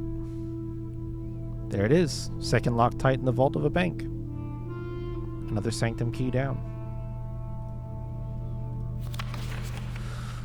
Uncle, thank you again for all your help. I know I could never hope to repay you, but it pains me to know that I won't even have the chance to try. At any rate, I'm leaving these extra funds behind, as well as the extra passports. It would be too risky if we were searched at the border, and the money would raise too many suspicions. I think we all want a clean start anyway. I know I do, Mary.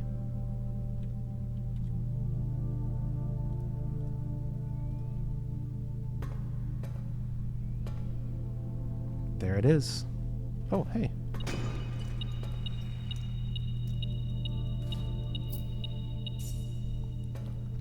What am I going to do with all of this money?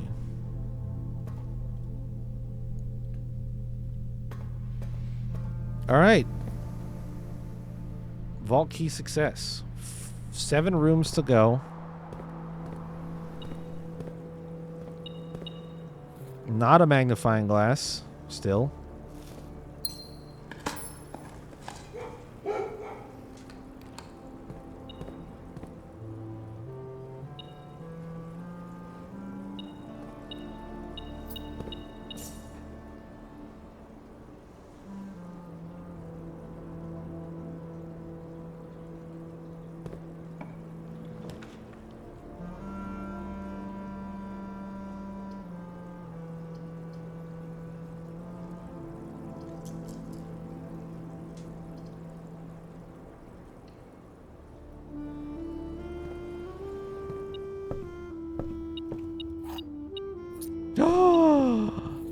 Yes, we get to do something else this run too. Let's go. I think I will use my silver key here.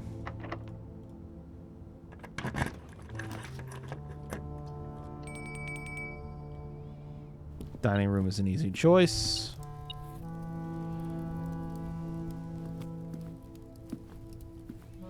We could try to still get the trophy room before we eat that. We've got plenty of steps.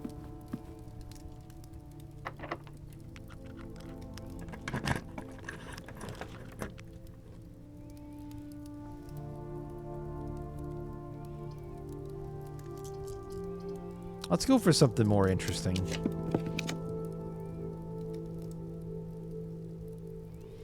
Freezer would be really funny if I did get the casino and you have to spend money in it.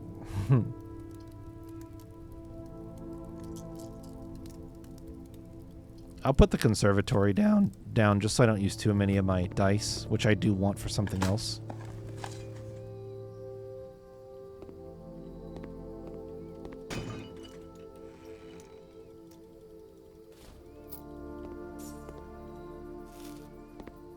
+5. What do we got? That's already commonplace, which is good. East, I'm going to set that to standard. Close the exhibit, I'll make unusual. Okay. Cool. So that wing is done.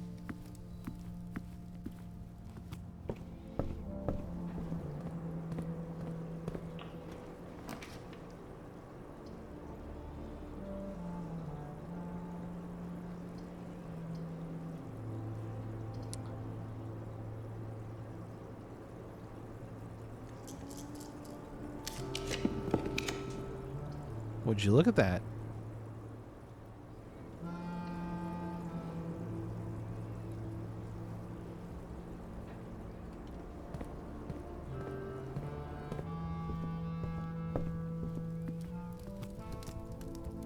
Extra steppies, please.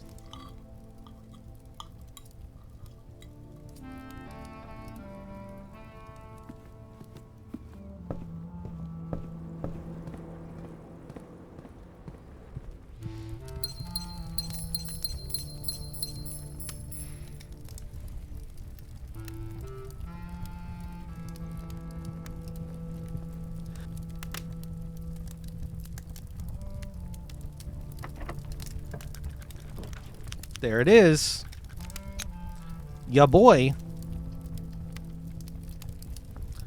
Dawson Casino in.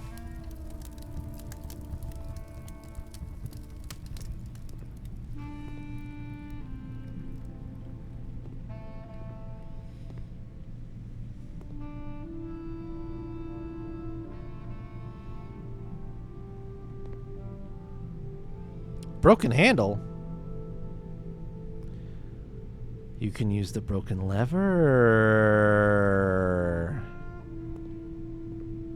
which I have.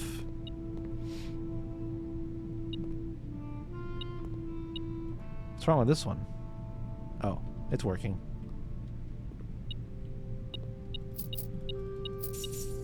Some gambling money. Oh.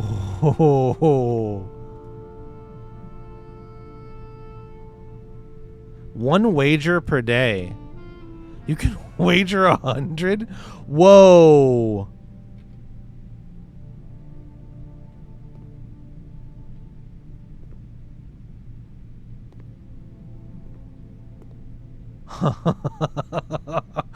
Holy. That's crazy. What are these?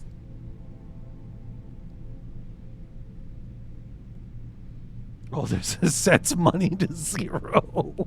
There's a sets money to 0. No. Let's fix this.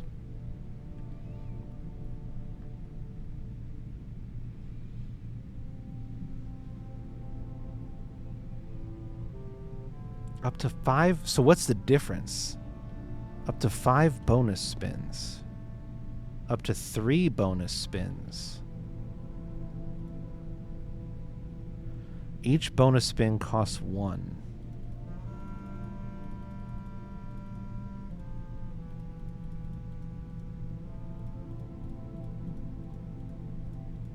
Okay. Oh no, now it says up to 3. Huh? What? Am I crazy? Did it not say?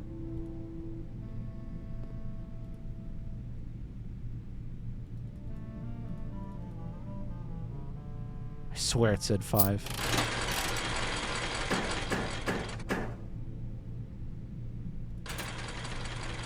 Ah. Oh, no, it is 5. It's the arrows.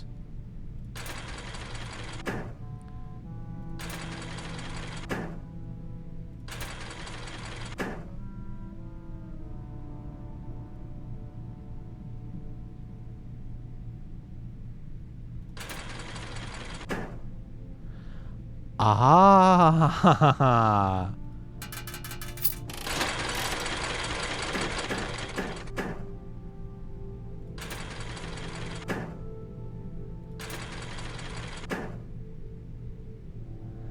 Ah.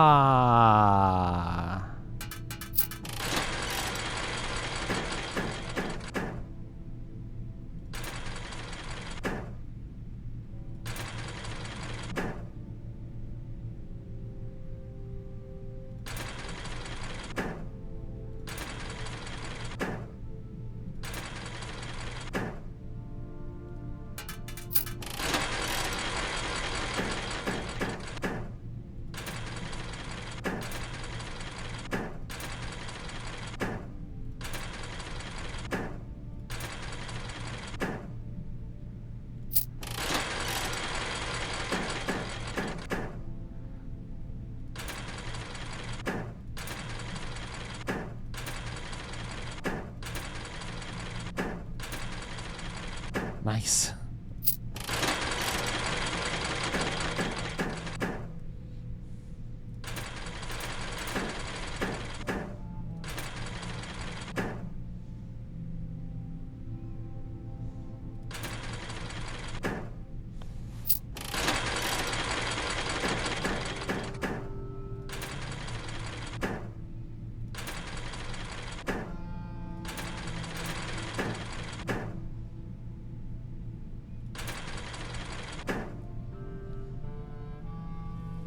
Okay.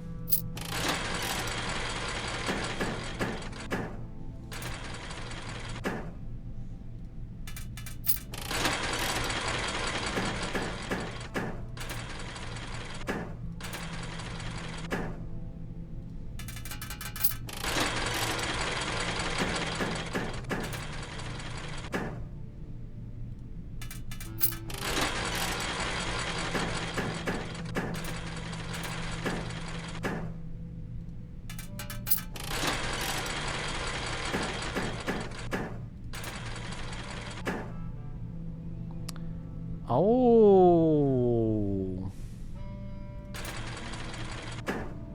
Ho ho.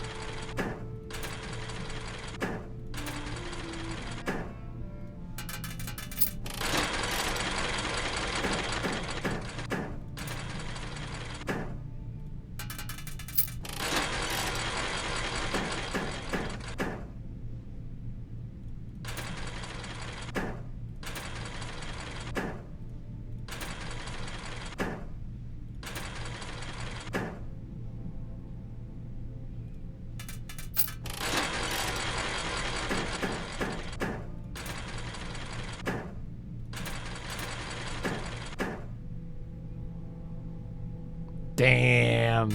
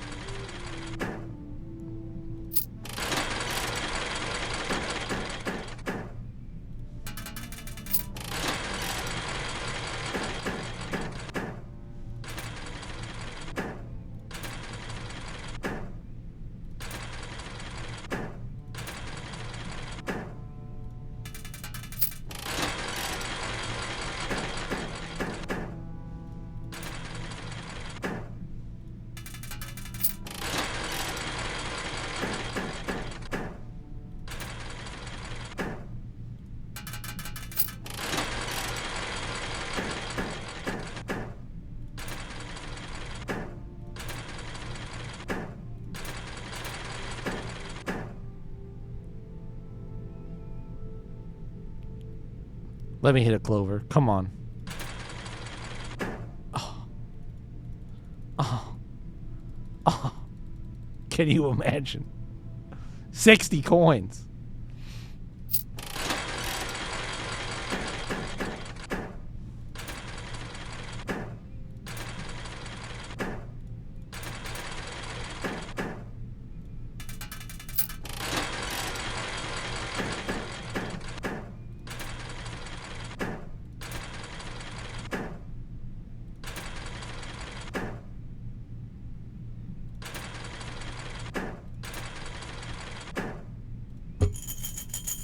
What? Oh, we're good.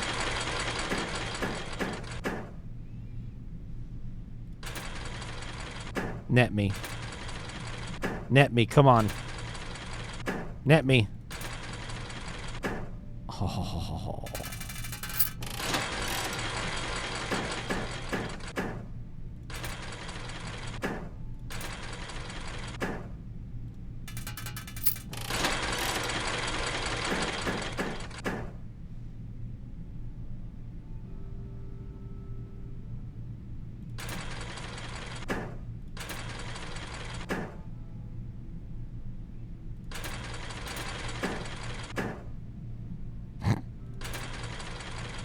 Fuck.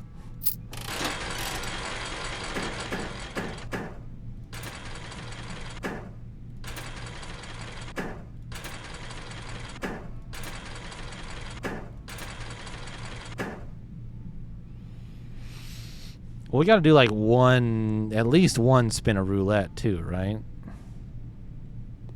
Yeah, so these other machines are they just have less bonus spins. So you can play these without the lever, but if you have the lever, you get the 2 extra bonuses, which is pretty good.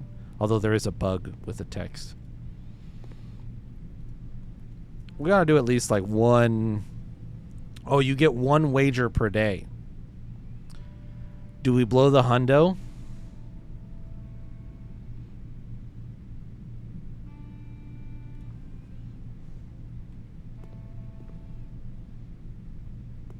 What else can I spend money on today?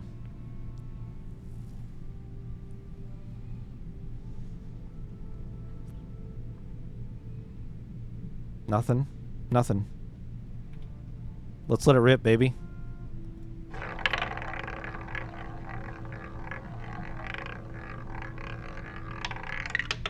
Wow. That's a lot of 10.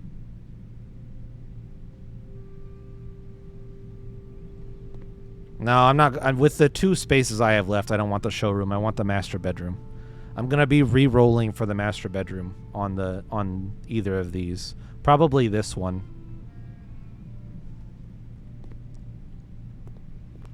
So.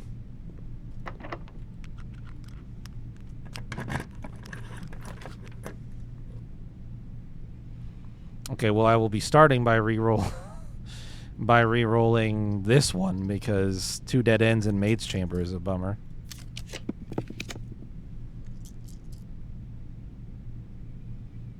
I guess I'll take the office to save my re-rolls for next time.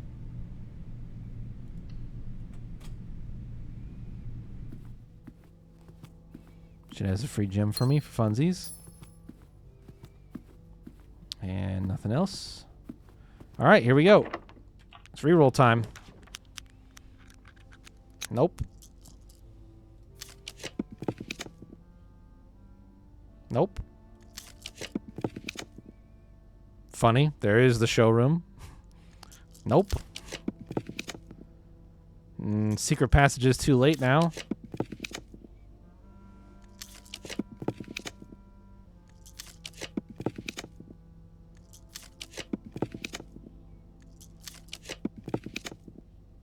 I'm not gonna get it. I'm not gonna get it, am I?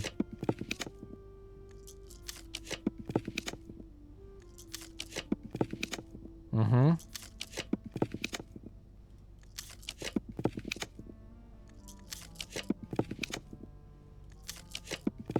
There it is. We got it.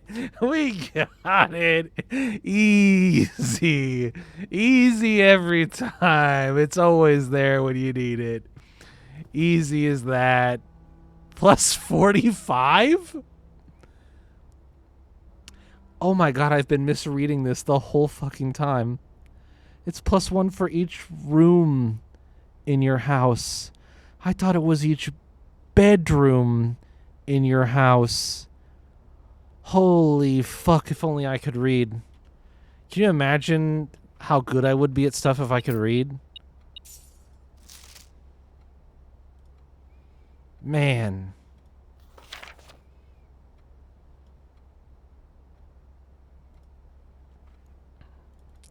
I don't know if it contains any chess piece. We're going to look around. That was the whole point of placing it here, was to be able to look, because I have no idea what's in it. I didn't remember. I couldn't remember if it even had a chess piece or if it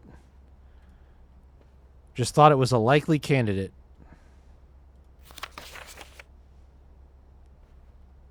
Oh.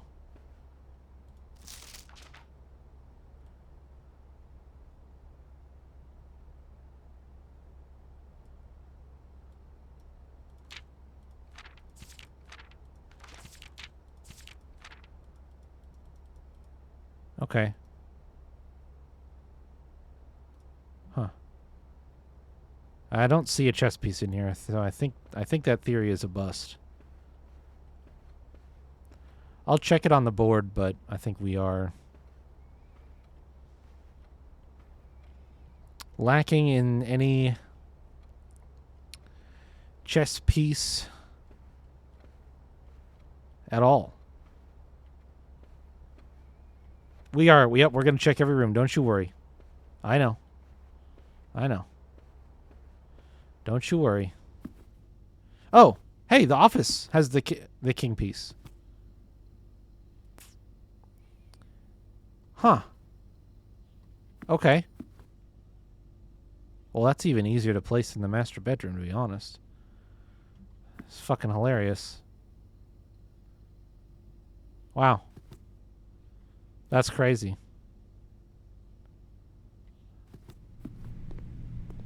It was right there, huh?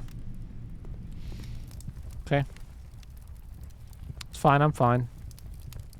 Totally fine. Everything's fine. No, it's not, because I think that the study is probably the only place where the queen is. I bet the office is only the king and the study is the queen, and I didn't place the study this time, so we won't be able to do it this time, which is fine. Now we have an objective to shoot for. It would be nice if I got lucky that way, but I don't think I did, you know? So we just need to get out. Down to the mechanarium is the only way out. Do I need to stop by anything on the way? I need to go to the workshop to get the burning glass for the chapel.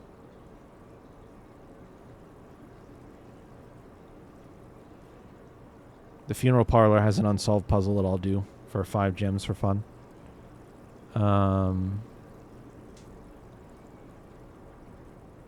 think that's it.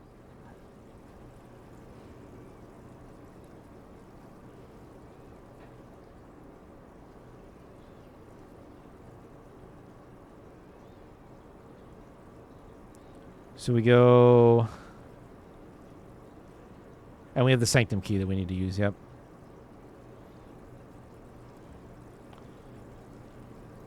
Which I will probably do first, so that before I turn my magnifying glass into not a magnifying glass, I can check the stamp on whichever door I open and solve.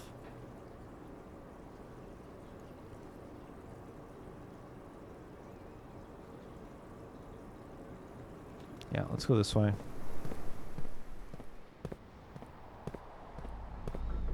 Go in here.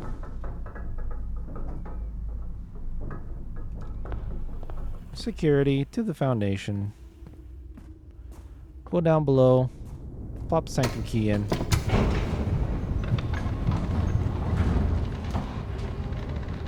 That's a good end result. This was a good day. This was a really good day.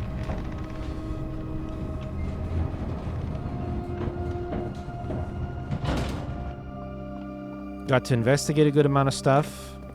We had to try out the chapel thing. We got a sanctum key from the vault, which was very RNG dependent, obviously. Like, since we claim checked that key, we needed the claim check and the vault in the same day. So it's great that we got both of those taken care of.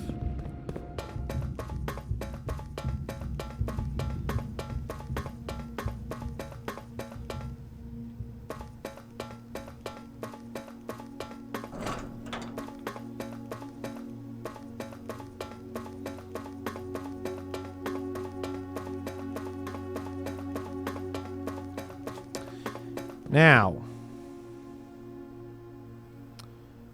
which door to open? I have kind of been going left from right after I did this one for no reason, just because I could. I think I have the info for the hourglass, which is a Raja.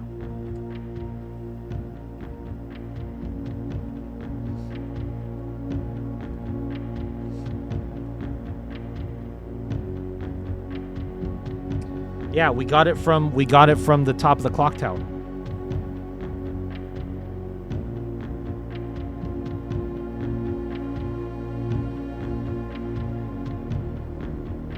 Let's go ahead and do it.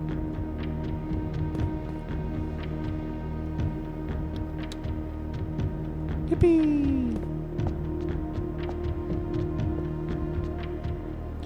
So, we need my book. My book notes.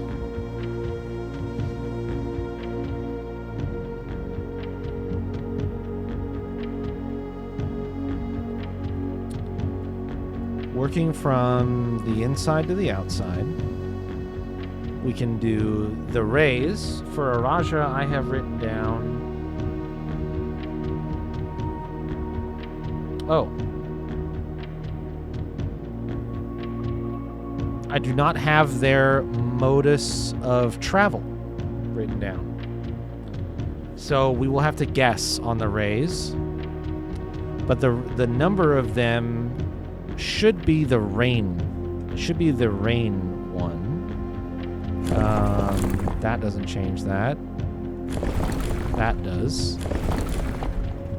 That's rain. We want the poetic motes, which are the little flowers.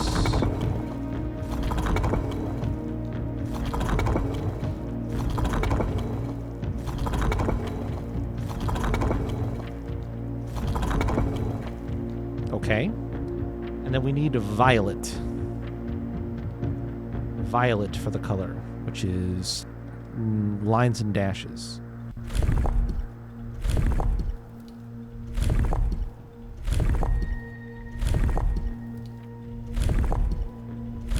This one.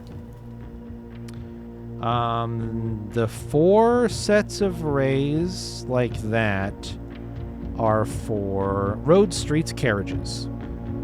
They look like a crossroads on the map. Let's go ahead and just start by trying that one out.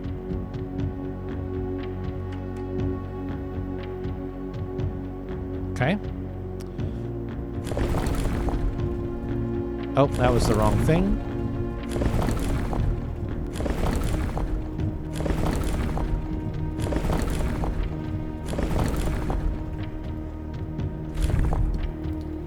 I want to spin this knob. So this one would be for horseback. I gotta fix my color again.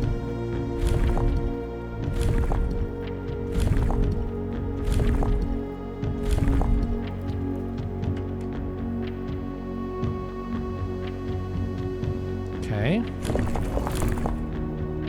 This would be a train system, which honestly, this one makes sense. I probably should have tried this one first. Because Araja is to the south of Ares and was one of the 3 sister nations. There it is. That makes sense.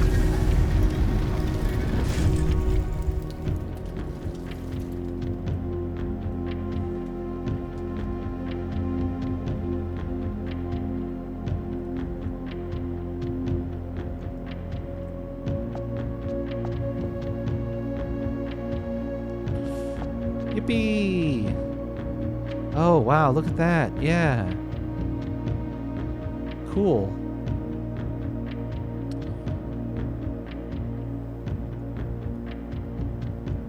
Neat.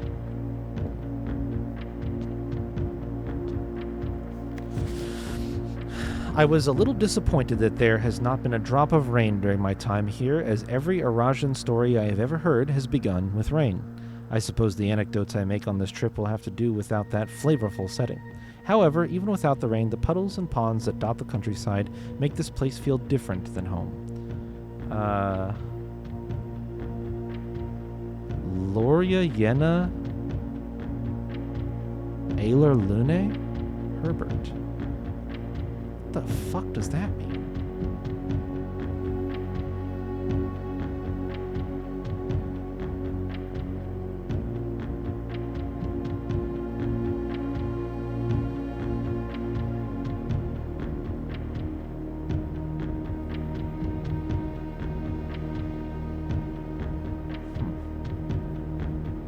First, Araja. Hawamdo. And there is our stamp.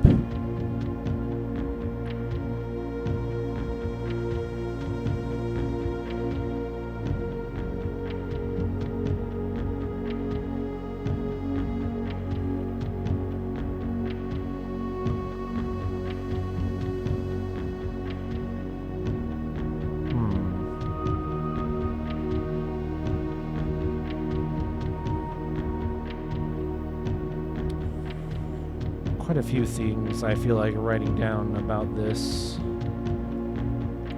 Maybe best just captured by a screenshot, though, to be honest.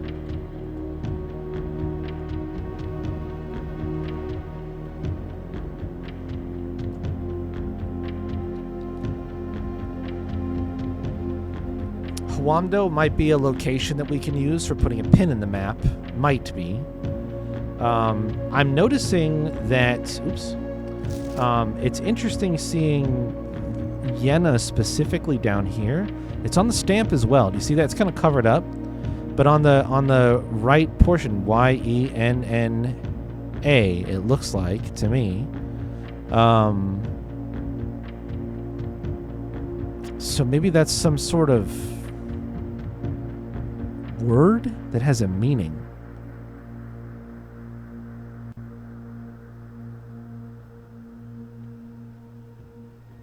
So, worth noting, I think.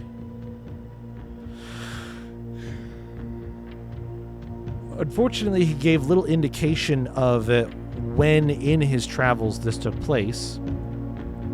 So it's not particularly exciting as far as the postcards we've seen so far go, but I'm sure that things will fall into place when we have more of them.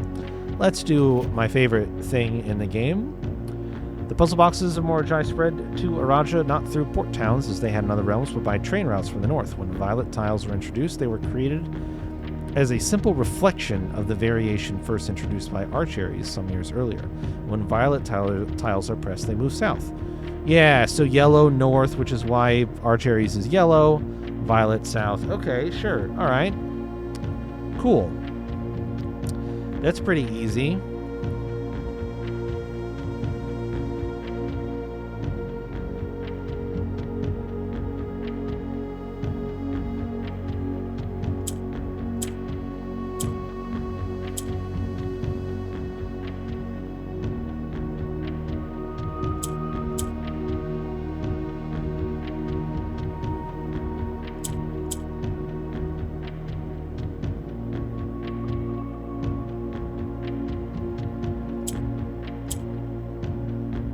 We don't want to do that.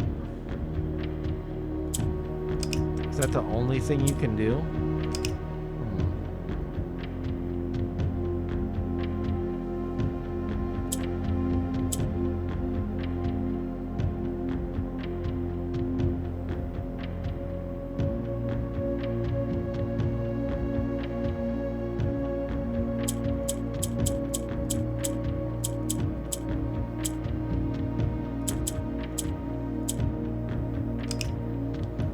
So, oops.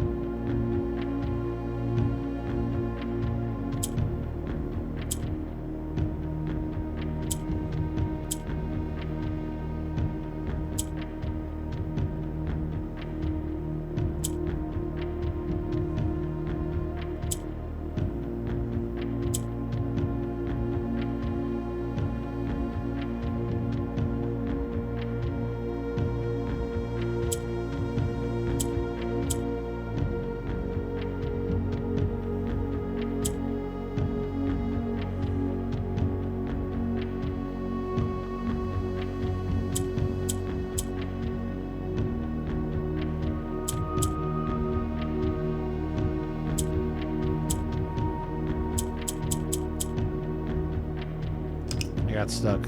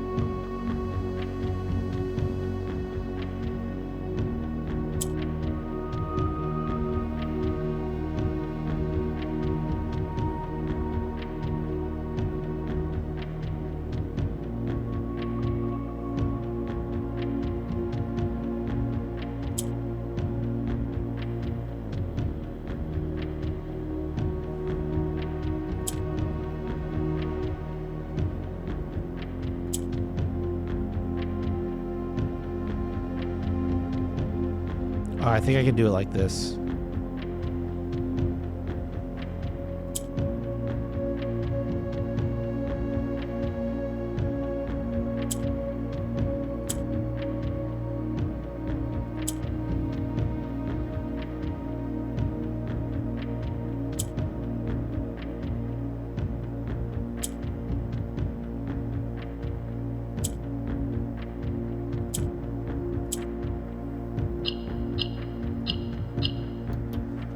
Nice.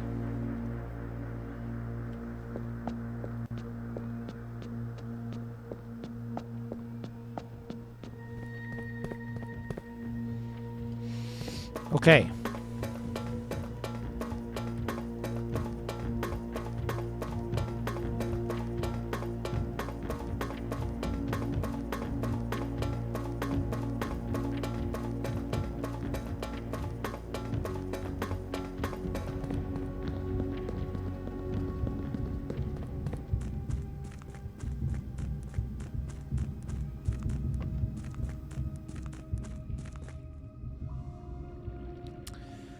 So now, let's just head back up at the Foundation and keep going down to get to the funeral parlor and the workshop, and then head to the chapel.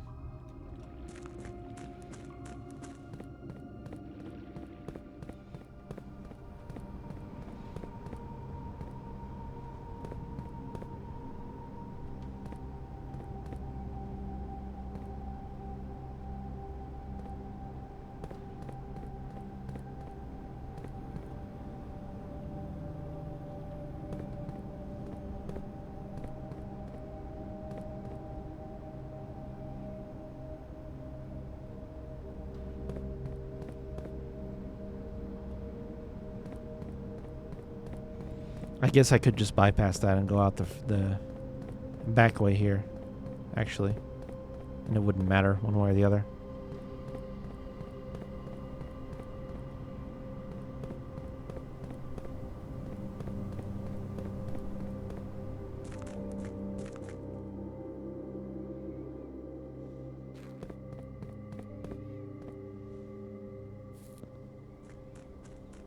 It's a little faster. It's actually a lot faster.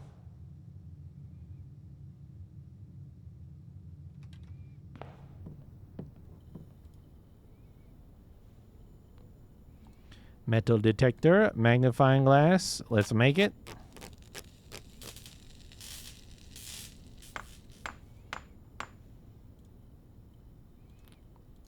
And here we go.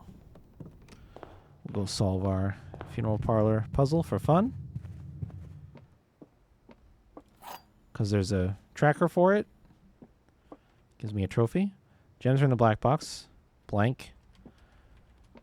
The gems are in a box with a statement.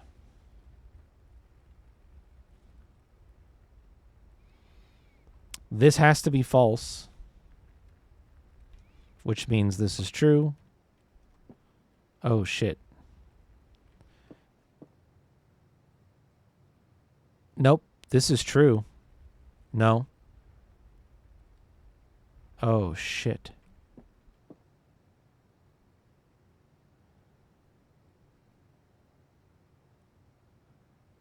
Oh. Okay. The gems are in a box with a statement. If this is true, the gems could be either in this box or in this box. If it's true, then this has to be false, which means the gems would be in this box. If this is false, the gems are in a box with a statement.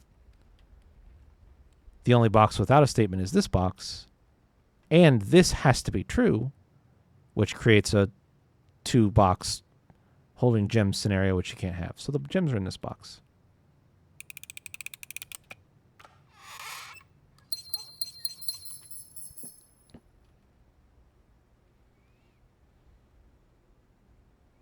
I fucking love those puzzles, man.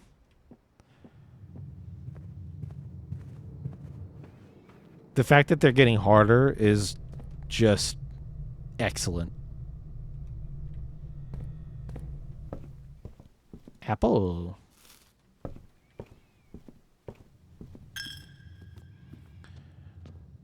Light it up. Light it up. What the fuck is that? Why were... Are you who's... Have you... Do you have all of my money in you? You found the keeper of tithes, the chapel's resident guardian, tasked with the sacred duty of keeping the money accumulated from chapel offerings. No way.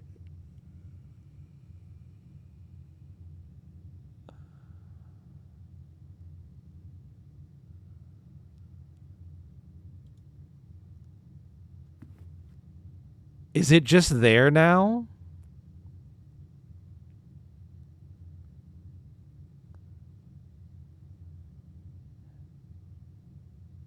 Well, hold on then.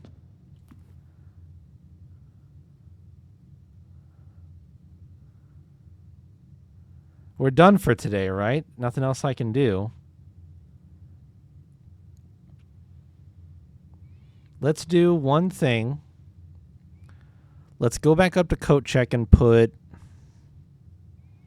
probably the burning glass in there so that I have it for later.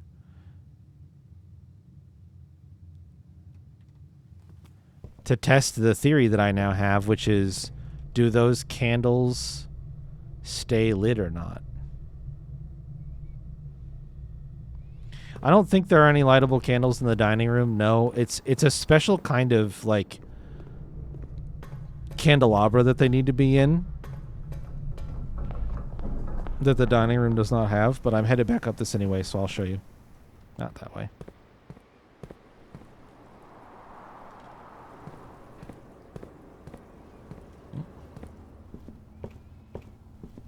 Yeah, these don't have the special.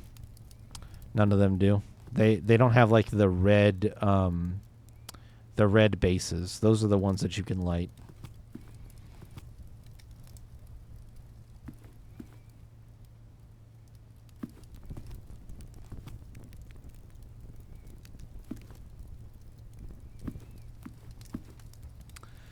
So let me... Oh, I do need to actually go back this way.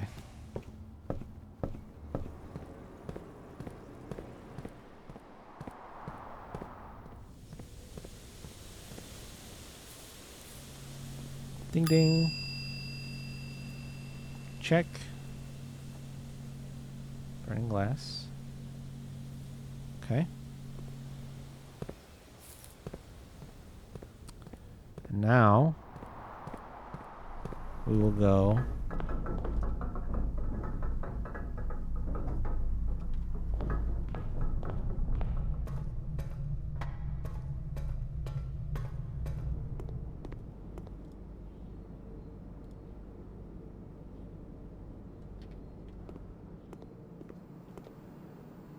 and I'm going to...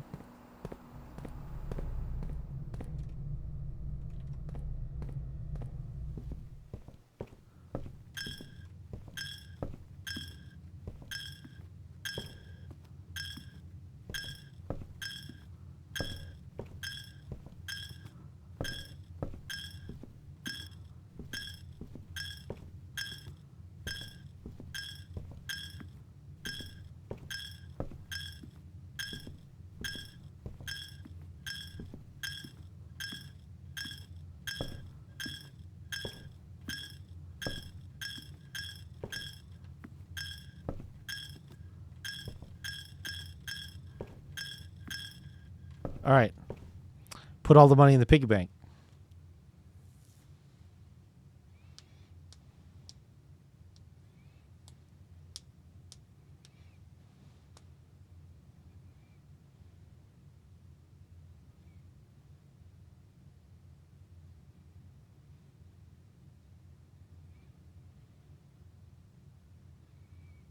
What if he gets full to bursting from me doing that a few times? I'm going to try to remember to do that at the end of runs where I have extra money and extra steps to burn dumping the money in it. Okay, I think that's it for this one. We got a new room. We drafted a new room with the drafting studio. It's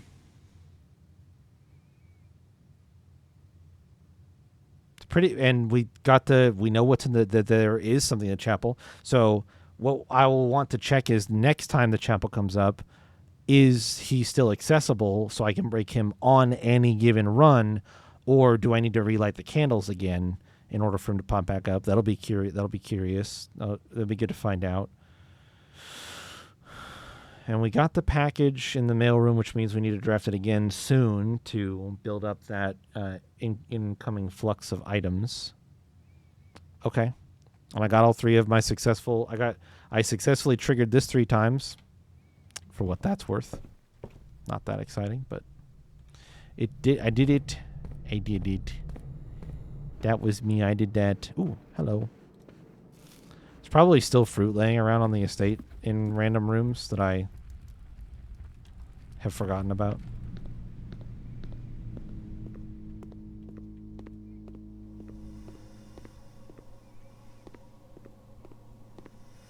Because I don't need it. Because I am very powerful. Very powerful and very strong. I'm actually curious. I have the library. Let me go to the library really quick. I think this will just be a single day run for us today, guys. So I don't know that we'll start another one. It's pretty late already. Again, kind of my fault. Sorry, I was trying to figure out the camera thing, and with how scuffed everything was already, ultimately at a certain point I was like, fuck it, no camera day today. I don't know when the last time I streamed without a camera was, but it's been a really long time. I want to look at the stamps. Yes. So, but my fucking Atari's Yena.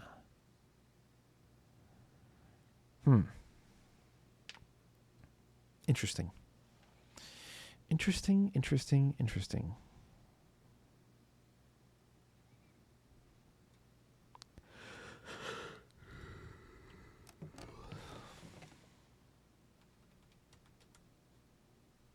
Chapel's been promoted to bank. True. I wonder if you it's probably one time. So like that one time when you want to go ham and go ultra gambling is when you bust that bad boy. I'm pretty sure. When you want to go mega gambling, and you pop him. Because I'm going to guess it's a single use. It's possible he reforms every time in order to keep collecting money. But a theory of mine, well, actually, in order for that room to stay as a red room, he may get replaced. I already bought everything that was expensive. Not yet. No, I didn't. Mount Holly gift shop. The Mount Holly gift shop has something for like 110 coins. And also, it has like multiple things that are still hidden. I don't even know the costs because I haven't accomplished the objective in order to unlock them. So,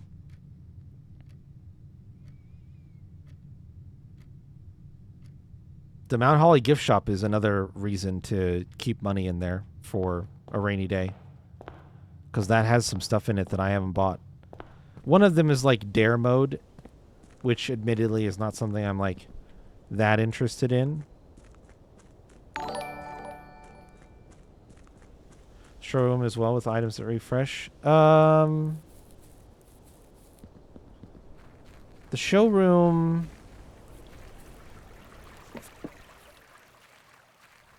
Yeah, kind of. But once you've tried most of... Oh, I forgot about this. Once you've tried most of those, I think it's not that interesting.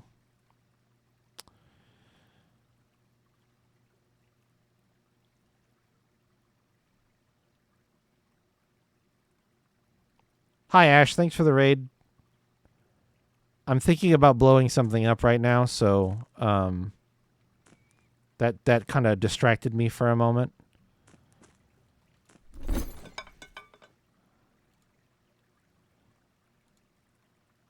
Coin purse. Oh, Meat Fort X Death down. Let's go. A lot of coin purse trades. But no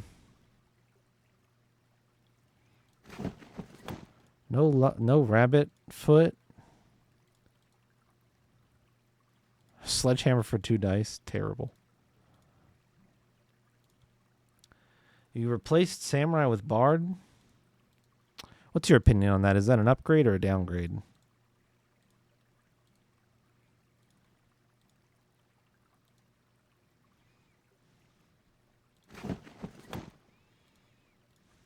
There's a lucky rabbit's foot.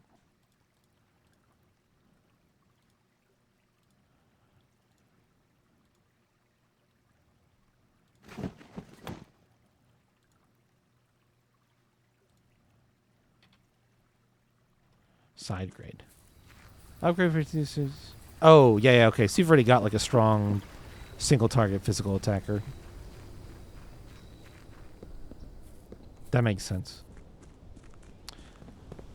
This is still your first one, right? Yes. Yeah. Zenonage is very good. I agree. Nice. I'm considering maybe swapping out that claim check. I don't have a lot of steps left, but there's 2 things that I want to try. So where do you go? You're close enough.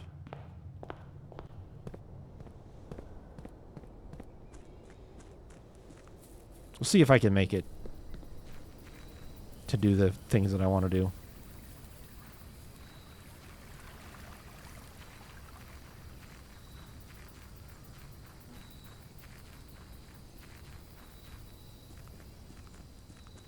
Beat exit without reflect rings and without cheese because you forgot to learn level 2 old. Oh, you have Blue Mage too?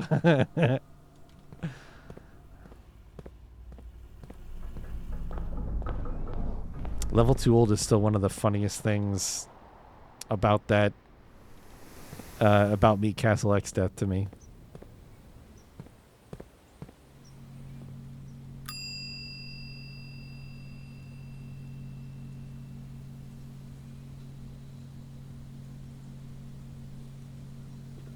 Blue Nin Samdrick. Oh, okay. Wow. Wow. Wow. I am noticing that yeah, okay, I think maybe you did actually mention this to me already. I forgot because we already talked about needing to get potentially to get Mighty Guard and White Wind and the difficulties that are going to come from that particular endeavor. So cuz you are Bard solved that. Okay, fair enough. Is Bard's Bard has a healing song, but that regen is not particularly potent, though, right?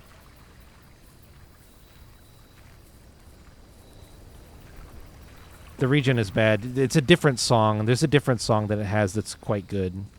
Can I ignore? Oh, no. Swift Song. Oh, yeah. Swift Song is... That's literally haste, I think, right? And the level one. Yeah, the level one basically really mitigates a lot of the challenge of the game. Slow build up. Oh, that's right. The longer you sing it, the faster you get. But the level one is like... this is not a video game anymore. All right, I'm going to blow this up, I guess.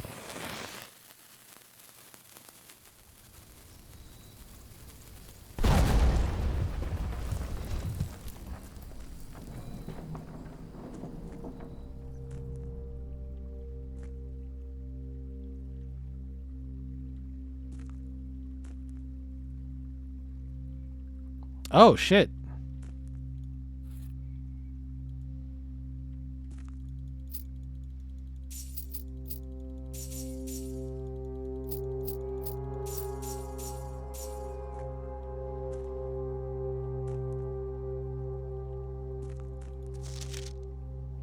Oh.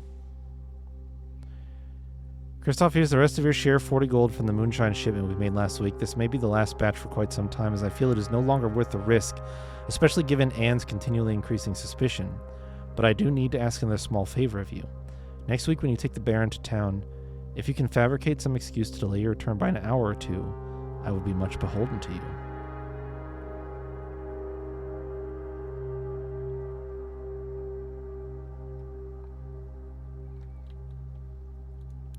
Oh. Oh, shit. Did I paste that other... oh, I didn't paste the other thing. That's right. The Windows clipboard will save me. Hopefully. Does it have my other snips still?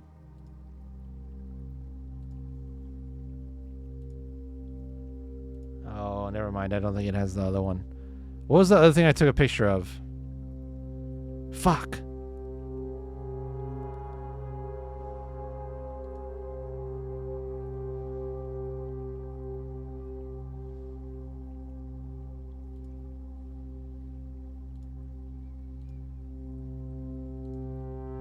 Look at my map. I'm trying to remember.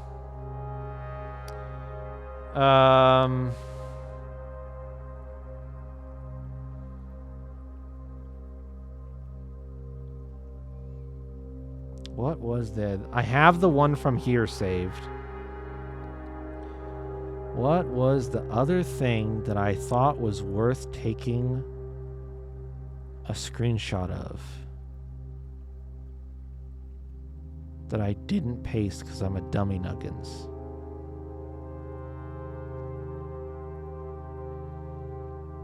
Casino.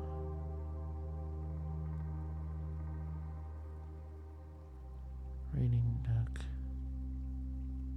Dining room. Conservatory.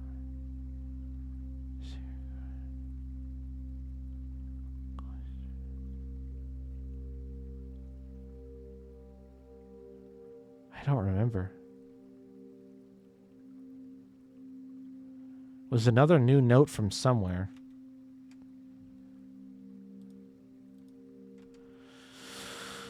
Oh, man.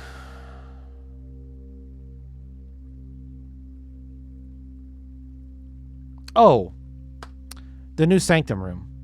It was the new sanctum room, which I can get that another time. We don't have to worry. That's down there. I'll just... the postcard. I'm missing the postcard. I need to get that postcard. Making a note here. Retake postcard screenshot. Okay. That'll solve that. Okay. Great. Oh, boy. That is interesting. That is really interesting. So... now I need to use this disc.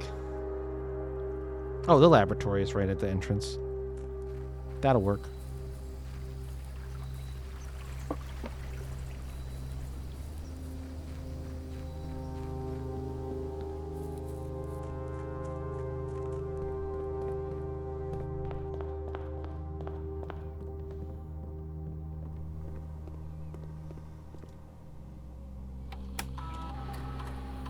What do we get to upgrade today? Billiard room. What? Speakeasy. Oh. Basic edition. So it... okay. Break room. If you call it a day in break room, tomorrow you will begin the day with a staff key card.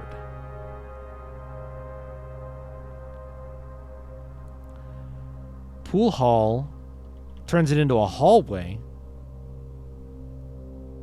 Adds Great Hall foyer and secret passage to today's draft pool.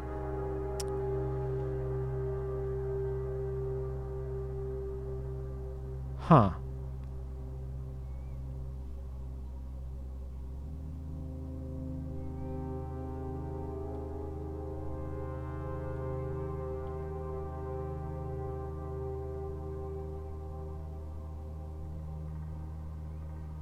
Leaning towards the break room because getting key cards. I mean, we have the tricky part about the key card is you can do some things to mitigate its impact on a run, but there are only two things that fully solve security doors: having the key card or drafting the utility room, which is a dead end room and pretty worthless otherwise. Like, it has some interactions with some other stuff, but it's not... if you can avoid drafting and focus on other rooms, I think that's good.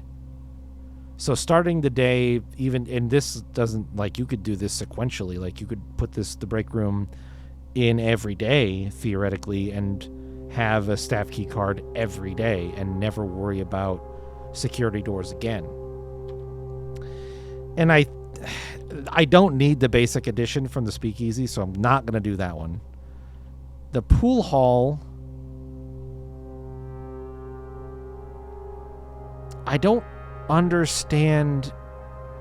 I guess it just adds a duplicate of each one, because they should already be in the draft pool, so it adds another one of each of them into the draft pool, which increases the chance you would get them and allows you to draft two of them, even if you don't have other effects that allow you to draft multiples of rooms, which is interesting, but I feel like I have enough ways to just kind of get those already, because I think I've set some of their rarities, turned some of their rarities down already, so I don't think I need this.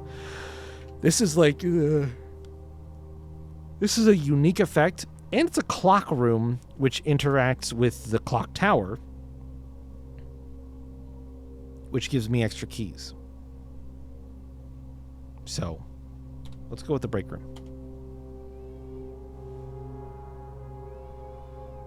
I think that's a good choice. Last thing I'm going to do is spend as many steps as I can tithing.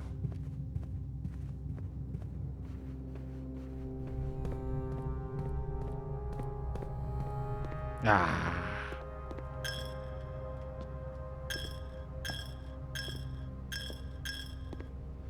That's it.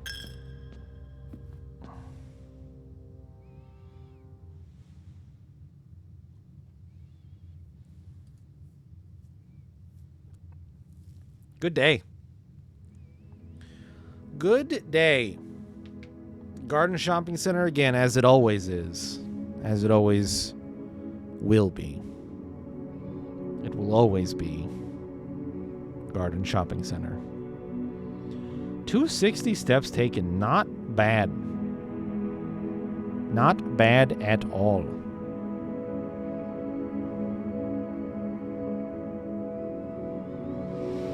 So we still have the tomb goal, and I didn't keep the burning glass, so I will have to rebuild that if we get the tomb again. But that's fine. I think the tomb is even more exciting now, given how consistently we've found those candles to be ignitable.